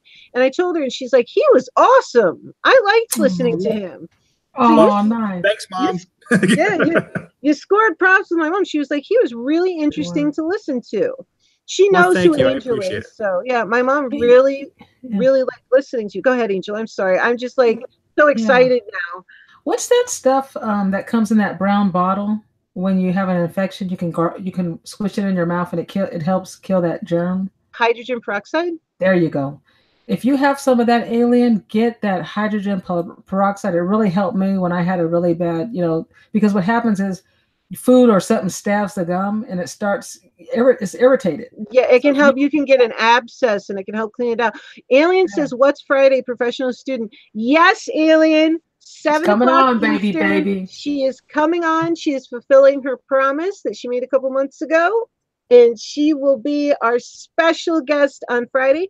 I never do Friday shows, but when I said, honey, you get whatever you want. Any day after today, you get what you want. And Friday's absolutely perfect too. So I am so I am so thrilled. I'm so excited. And yeah, Me Jamie, too. I'm so excited because, you know, like I said, it just seemed to me that it was a missing link. You know, yes, such a huge part of all of us getting connected. You know, because even when I got on James Cox channel, she was the first one I met. You know, it was her. student. That's how James found me. And me and her would always, yeah. That's how it was all. WrestleMania says, yeah, this is by fun for everyone. WrestleMania, thank you so much. We had a wonderful time with you, and we'll definitely make room for you to pop on Friday so you can tell her yourself. Yeah. And various people, we're going to try to make as much possible for people to pop on that Angel and I know well. No offense. Otherwise, I just have to be careful with my channel. And it's just, wow. This is just going to be fantastic. I am fun. This is how it all started. I had barely, like, I did those 2 videos in December. You know, everybody knows my channel started as a private channel back in 2013, just to share videos with family. And as soon as I popped on in February, I put 2 videos up in December. My grandmother passed. I restarted in February. I barely restarted. I had 50 subscribers, and bam, all of a sudden my channel took off, and I'm like, what the hell happened? And she saw one of my videos, Anne-Marie, and boom. And so I wrote her, and thank you so much. That's so awesome. We're so excited to talk to you. Me too. She works so hard. Professional, she says, I love that you're discerning. Yes, absolutely. And I call it like it is. And I am a straightforward girl. That's right. That's why I like to co-host on this show, because you don't play. No, I don't play. It may not always be the most popular answer, but I will tell it truthfully, logically, and fairly. It may be, you know, it may not be what somebody wants to hear. Or that one time somebody was trying to tell me I had to agree with their fact because they told me, and I said no. If I don't see it, then it's not a fact. I can tell you so-and-so told me that, but I'm not ever going to say something is fact unless I see it or I know under good authority, and nobody's ever going to push me to do that. And I had some people try to push me to do that on my channel, and it ain't happening, honey. I'm Borgia. Borgias don't take shit. Oops, I swear, whatever. Oh, it's a good moment. Things pop out. So, I am so excited.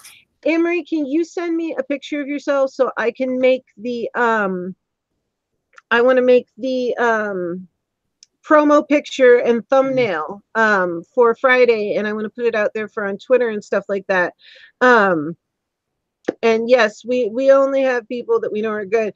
I still think that is hysterical that we were doing that. One troll before actually said, you know, trust me and let me do this. And when I said no, sorry, honey, I'm gonna have to, you know, I was honest instead of you know, being like feeling pushed into it.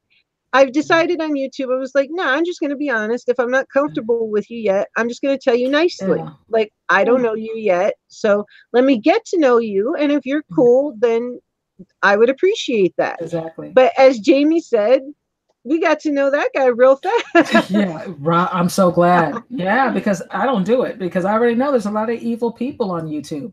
Sick people. Exactly. And I have a no tolerant. If you're disrespectful and rude, you're out. I don't even time them out. I block them. I don't want them back. Nope. Period. I had 1 or 2 people where it was questionable, and it was a matter of fact, make professional student a mod. Oh God, yeah. Why is in case she needs to kick somebody out on Friday? She can have control of that. Oh, H.L. the Great says, "Have a good night, everyone." H.L., you've got to come back for professional student. Where is she? People are sick. Making her a mod. Although professional student, we do not expect you to work, but you definitely, you know. Yeah. There we go. But honey, we don't expect you to work that day. You get to come and have everybody say thank you to you because you worked your ass off. And we all recognize that. She might want to put some links or something in the chat or say hi to, you know what I'm saying? She might want to put she may want to put links in. She may want to do whatever. And whatever she's doing now.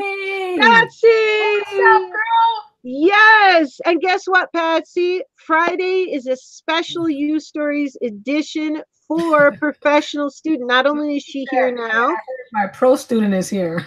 Yeah, That's right. She's here. And That's remember when I right. told you guys I talked to her and she was going to come on You Stories? Right. And I said she would get back to me when she had time, and she kept her word. And she is going to be here on Friday at 7 o'clock, Patsy.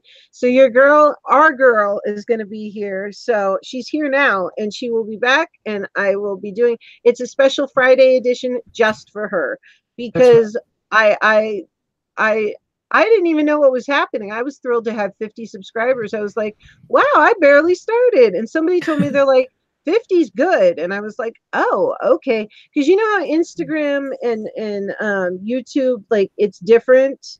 On Instagram, like, having 1,000 followers doesn't mean like that much.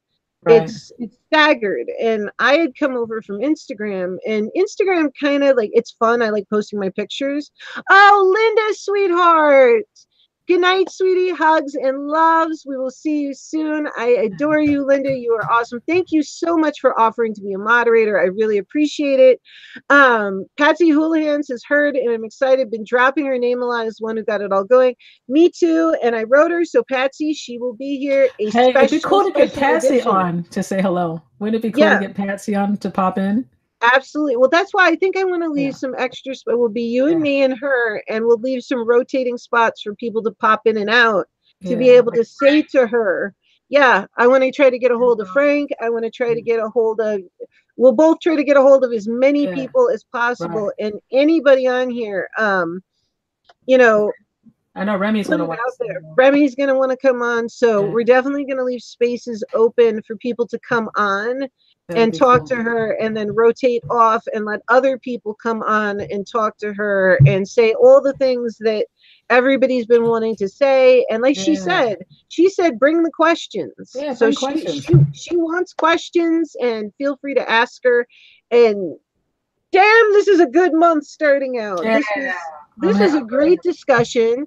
Gemma like blew it out of the water. That poem, wow. Like you said, Angel, I was typing, but I was listening, and I'm like, damn, this is good. This is amazing. So that's going to go right there underneath your plaque that's going right there. Nice. To surround me with this stuff. Wow, I am fired up for August now. Me too. This is started off awesome. It did. This is great. Professional student, she says, oh, I appreciate you guys for promoting me too. She said, yes, I would love to answer as many questions as you want. Awesome. Nice. We're going to put it out there. Have your questions ready, and we're going to rotate people on so they can speak to you directly. And like I said, only people that we have vetted. We're not going to put on somebody that, and plus, I'll admit it, I'm a picky bitch about my channel. I love to have S2 themes, baby. S2W themes. Yep. Guess what? S2W themes, professional student special show on Friday. She will be here as a special You Stories edition, 7 p.m. on Friday. Enzo, I knew you were going to want to know about this. Yeah, that's what I said. Enzo's going to want to pop in. Enzo and I talk about her all the time. And he was one of the first people in my head that I was like, I've got to tell Enzo. I was about to pick up my phone and text him, because we have each other's phone numbers, and be like, dude, you better be here on Friday. She's coming. Yeah. So, wow, that is awesome. This is going to be great. You guys get your questions together. The lady who started it all is coming. So we are very appreciative. Hey, that's a good way to title it. That's true. The lady who started it all is coming. She's here. I'm gonna write that down. She did. I mean, come on. This girl she's in school. She's got a child. She's got all the stuff. And of course, my piece of paper. I always keep paper. Nope, that's an eyeshadow thing. Here we go. Let me write it down. One of these days, I will find all these pieces of paper that I write down. Started it all. Lady who started it all. I love that. Oh my God. This is so freaking cool. I cannot wait to talk to her. Awesome. That is right. But yeah, Enzo, rest up. Yeah, professional student is coming. Yep. Enzo, she is the pro who started this. Yep. And she's gonna be here on Friday. She gets her. It's gonna be so fun. I'm so excited. Oh, this is so cool. Oh my goodness. Think up your questions, guys.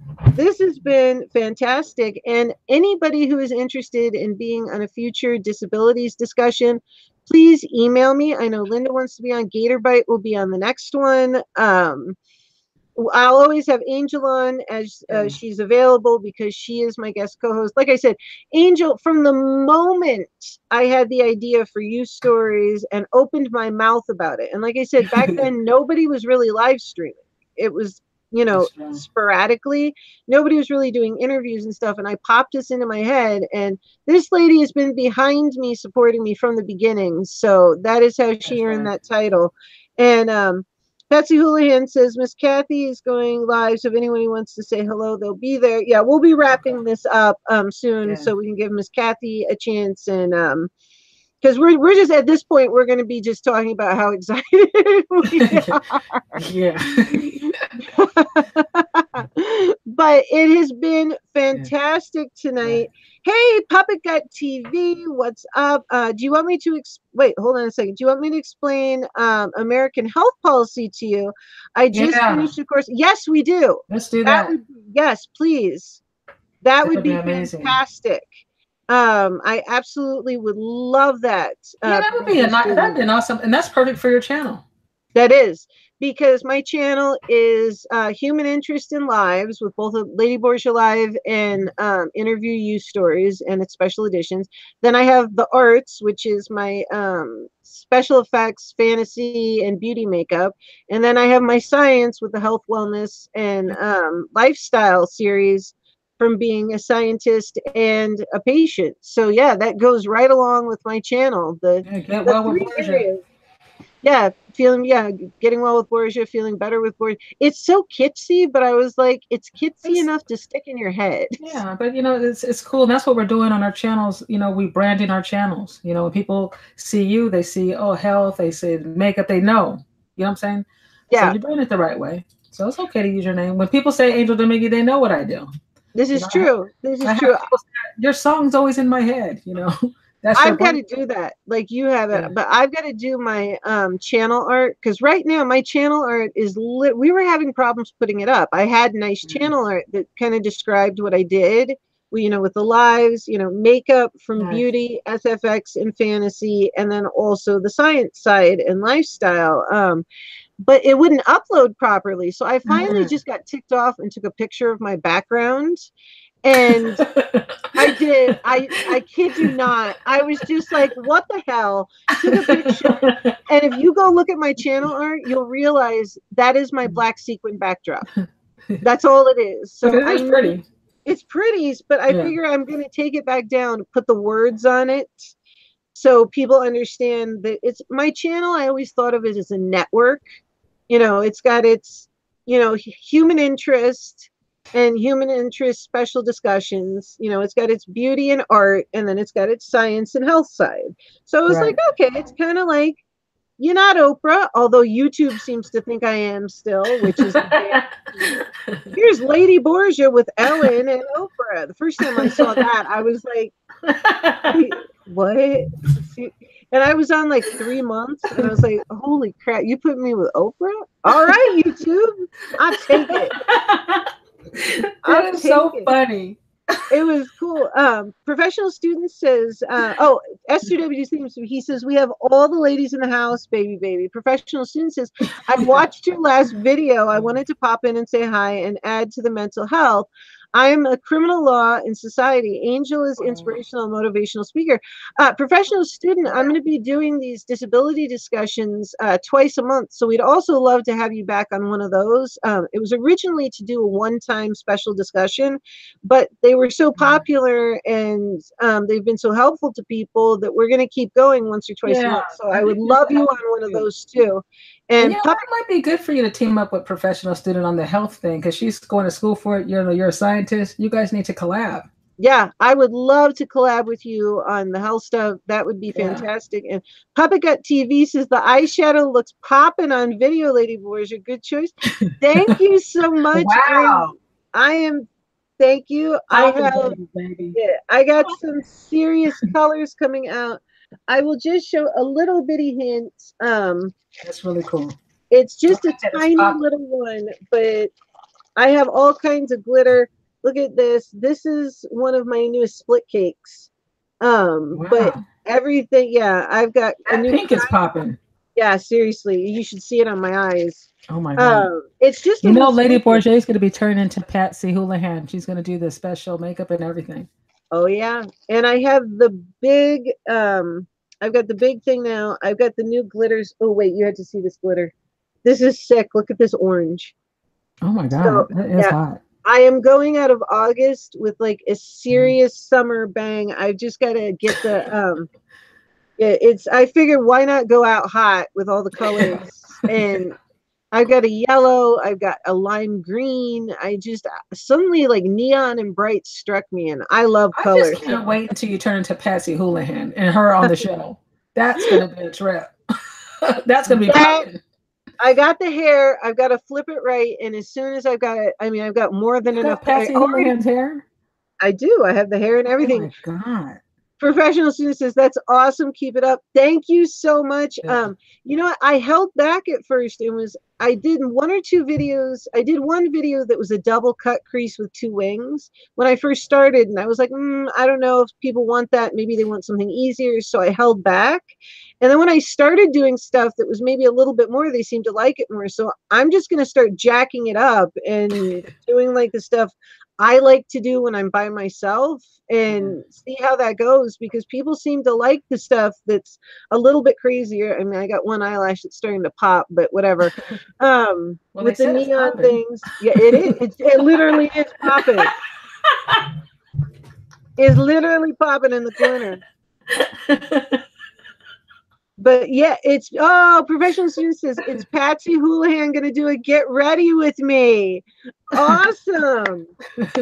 S2W theme says, I could be exhausted and in pain, but it's always worth stopping by and watch this channel grow with positive, awesome guests. Now that's my cures for. Oh, Enzo, that is so sweet. He's such a good supporter. He always comes.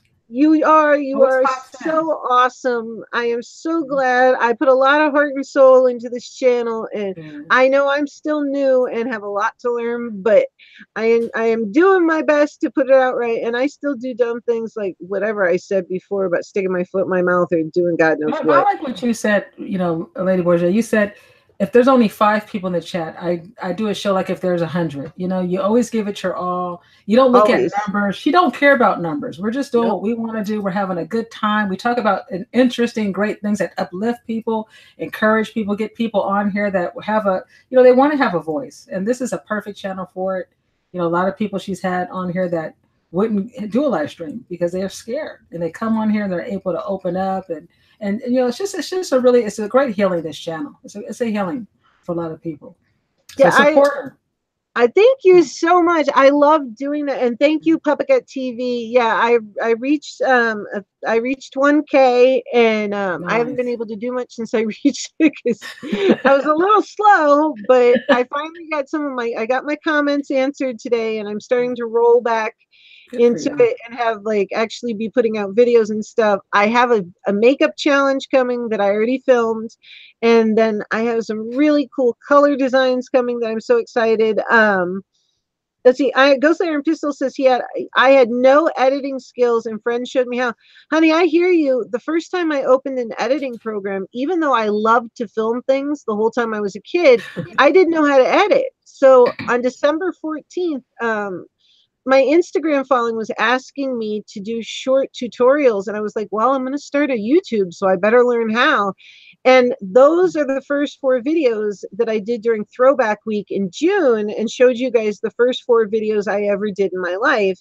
And then I went and did the 2 videos in December and then came back. But what in the heck? Oh, it's a moth. They love the lights. Even though I sealed it, I say this room is like hermetically sealed, they still managed to get in. Professional student said S2W's themes is the best supporter. Absolutely, he is. Patsy, get ready with me is when YouTubers put on their makeup and get ready for the audience. Yeah, they just kind of chat. Oh wait, is that would be pretty cool. Yeah, that would be really funny. I would love to do a get ready with me with Patsy. I don't know where that moth went, but I'm gonna have to kill it afterwards because it is not eating my backdrops. Just I put have a them outside. system. Well, if I can catch it without killing it, otherwise I admit I will kill it before it eats, because I have multiple backdrops up at once. I have a system I built into my ceiling from just stuff that I made up and went and bought at Lowe's. I was like, well, I need some dowels, I need this, and I need that, and it worked. So I can rotate things out without having to like rehang and rehang. I can have a couple up at one time and switch them out. So it makes it a lot better. SW theme says professional student, you're the best. And you see here, we never forget you and are reminded who started this all. Positive uprising of awesome creators. Absolutely. Well put, Enzo. That is true. You did so much work. And Ghost Layer and Pistol, you know what? Always remember to go back and look at your editing skills, because I went back and looked at my stuff from 6 months ago when I first tried to do it for Instagram, and then what I did now, and I'm like, all right, cool, you're learning. And I want to learn as soon as I get my new computer, which Enzo is helping me with the different things to pick out and the RAM and whatnot, because I've got a good idea of what I need, but I just wanted to make sure. I would always rather ask than go barging in and be like, oh, I know it all, I don't need your help. Oh, hell no, I want your help. I admit I don't know it all, but so we're going to be able to upgrade and do some fun OBS stuff and other cool editing things soon. So it's the channel will be upgrading and evolving, and I have everybody on here to thank. Patsy says my makeup is painted on, so I'm always ready. But you can always add to it, sweetie. Yeah, wouldn't that be cool? Yes. You can dress up like the Lady Borgia. Wouldn't that be cool? You get the hair, right? Yeah, the silver icy blonde. Yeah, and you can do it. That is a video that is coming up. I taught myself how to do it professionally, and it is. Oh my God! Did you see how Patsy turned into Miss Kathy when she was going to the beauty salon? No, see, this is I've been gone. You guys gotta see that video. Oh man, that was hilarious. It was hilarious. Oh my gosh. I'm so behind on things. I've got to see things because I go to watch things or I'll watch them on TV and then I can't comment. And then I'm like, wait, I still got to go back and comment on that. And then I got to watch that. And then I was watching Miss Kathy's reaction because she was shocked. She was like, oh my God. And wait, and this is on Patsy's channel? Is it are both of them on your channel? I think, I'm not sure if she has the reaction, but it was funny. It was like Miss Kathy sent her a picture through Facebook telling her that I'm here at the beauty salon. And I'm not going to tell you the rest. Go watch it on Patsy Houlihan's what happened. But it turned out all good, but it was hilarious. You know, that is funny. Patsy was being naughty. Put it that way. Oh, but I love naughty. We all know. Watch what you said, Patsy, because it might come on her video. Oh, I love Patsy. I want those green eyeshadows. Oh, Patsy, I can tell you. Go Sugar Pill, honey. Sugar Pill has the best colored eyeshadows. I love them. Divine Tiffany says, gotta step out, my friends. Bye for now. Love you all. Well, I hope you can come by on Friday for the special edition of You Stories. Yeah, Patsy always surprises me with entertaining videos. I was watching one with the singing today and the song, and then I was watching her on the other channel about the song. I don't know. I was watching Patsy a bunch of different places today. Yeah. Didn't you do one with Professional Student too? I think there's an old one she did with Professional Student. I gotta check. That sounds familiar. Yeah, I have to check that too.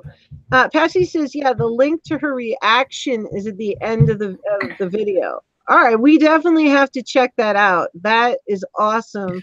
SGW theme says, Patsy always surprises you. Watch that. You're going to crack up watching that video. And then watch the reaction. It's hilarious. I love that. Oh, that is awesome. Oh, man. Yay, look at this. It's like you too. I couldn't stop laughing either. I was cracking up. I was cracking up. Oh, awesome. Oh, go ahead, Angel. Go ahead. if you did that one with professional student, maybe re-upload it on Friday. That would be amazing, because Patsy's been sharing some of her older videos so the new people on her channel can remember, because sometimes they don't go back and watch the old ones. There's so much new ones. So she's been showing some of her really popular ones, like the troll one today was hilarious. But maybe upload that on Friday. That would be amazing. People can remember how far back that was. I remember it was on your video.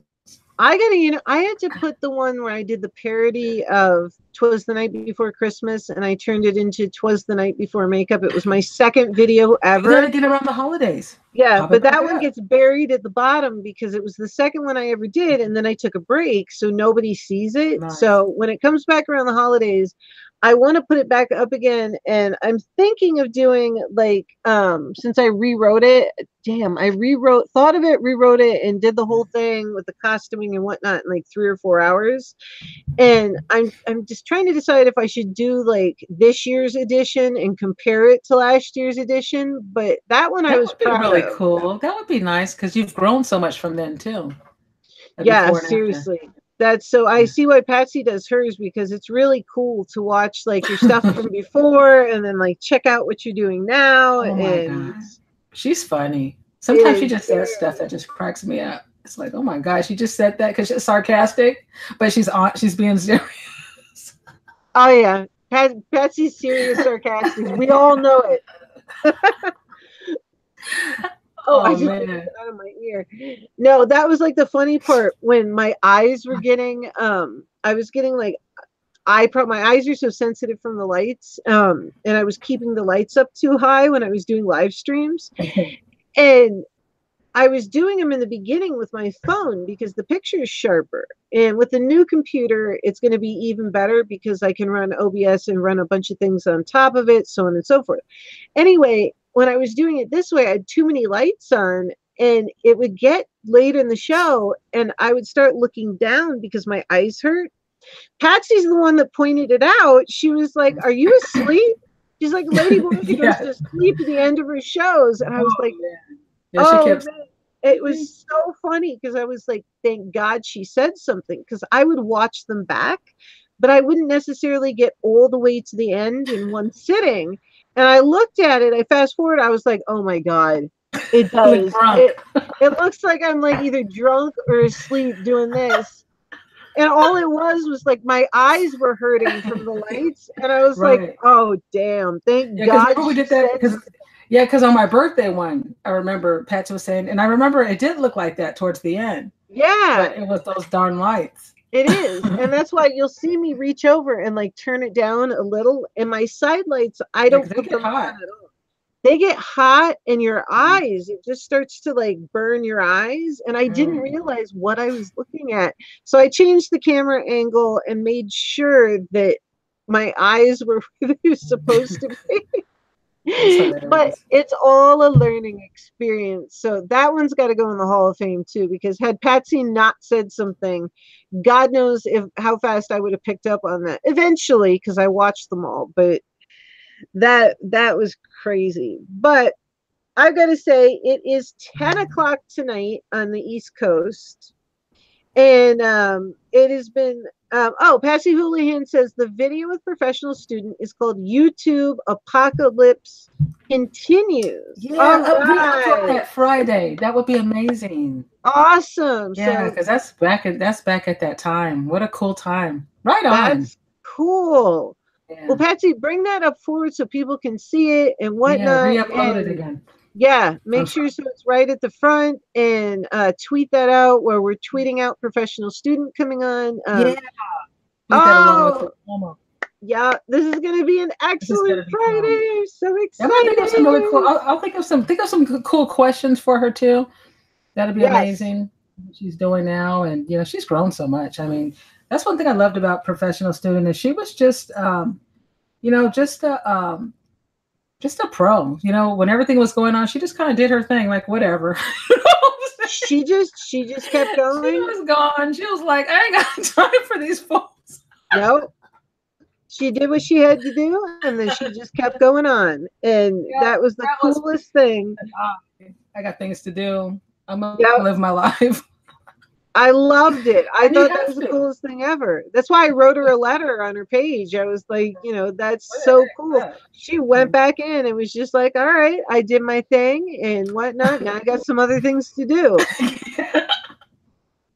That is That's too. cool. What was it? But that's women. That's how women are, though. That's how we are. We're. If you look at everybody that has drama, they're all men. These old men playing games. It's like, you know what? The women are just like, whatever. That is true. It's very true. I was thinking about that yesterday. Like, all these grown men, really? It's mostly the older grown men that are having the drama. S2W Theme says Patsy did a live stream with Kathy and Kathy had no sound. I saw that. Yeah. Another funny video that couldn't be scripted. That's the one thing I have to say that I've never done, and I'm gonna have to try it just because I never do it. I've never scripted a video or a live stream. Like every single one of my videos has been just like off the top of my head.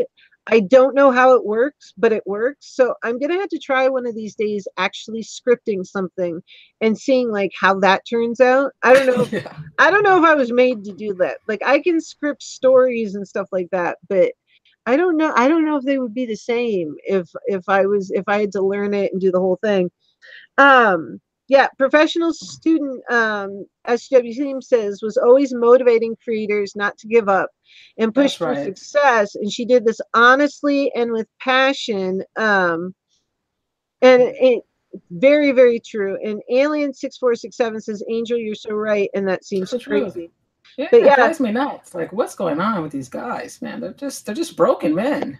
It's true. And I'm glad I'm glad that none of them are my husband. Praise God. Could you imagine? One man, your husband is focused on some other dude. It's like, really? On YouTube? Dude, he had to go somewhere else. I couldn't be like, dude, if that's what you're focusing on, please find something else, because professional student had it right. She had a positive and work right and help each other, and that was that. And that was the foundation that we all needed. So that was cool. That was awesome. I don't know how things would have been changed since, like I said, since I started before she got to me. I had about 50, but you know, that's not a lot. And you know, boom. So I am so thrilled for Friday. It's not even funny. This is going to be a really awesome show. I am so looking forward to seeing her and all the people that we're going to get to see. So I want to see all the originals, all the different people. And also talking about the new thing that she just learned in class would be awesome too for the channel. Yes, absolutely. That is fantastic. I want to hear about that, and I'm gonna have to sit and ponder on some questions. And please, guys, do that too. But I think at this point we will wrap it up and do some thinking. We've been on for a little over 3 hours. And, we better get off of here. Yeah, Angel and I, we know, can go almost towards 5. One of these days, Angel and I will do a marathon. We should. Wouldn't that be fun?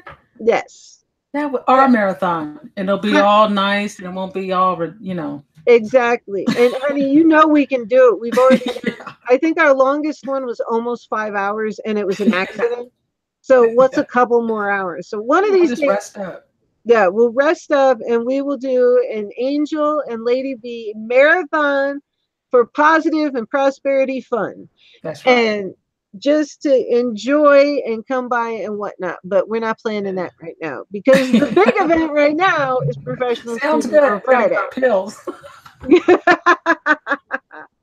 Hey, Sunny Quackers. Great to see you. We're wrapping it up now. Professional student, I'm emailing you now. Good night, everyone. Mwah. Professional student, good night. If I don't catch you this evening before bed, I will catch you first thing in the morning. And I am so excited. Me too. I'm going to break down and get my butt in bed so I have sleep and get my appointments. Excuse me, I've got several appointments tomorrow. So, and promoting to do. All right, guys. Thank you so much to everybody in the chat. Don't forget, please come back and comment afterwards. What a wonderful surprise with professional student. And yes, S2W Themes. He says, oh my God, a marathon too. That's funny. Yes, S2W Themes. And you know, some other things that we have up our sleeves that we'll be doing too. So good night, Remy Moore. Good night, Ghostly Iron Pistol. Promote it Friday at 7 p.m. Eastern. Professional student will be here. You Story special edition. The woman herself, and I wrote it down. What did I put it? The lady who started it is coming. All right. So and have your questions. Is it. Have your questions ready. The lady who started it all is coming. All right, guys. We love you all. Thank you, my new moderators. Thank you, my old moderators. And y'all are fantastic. And I love you. Wonderful. Thanks to my She has a problem saying goodbye, as you can see. Yeah, I do. I do. And I love saying thank you. And thank you, last but not least, my co-host, Angel. Yay! So love you guys. We'll see you Friday. Got word. Good night. I love you for real and goodbye for real. Bye-bye.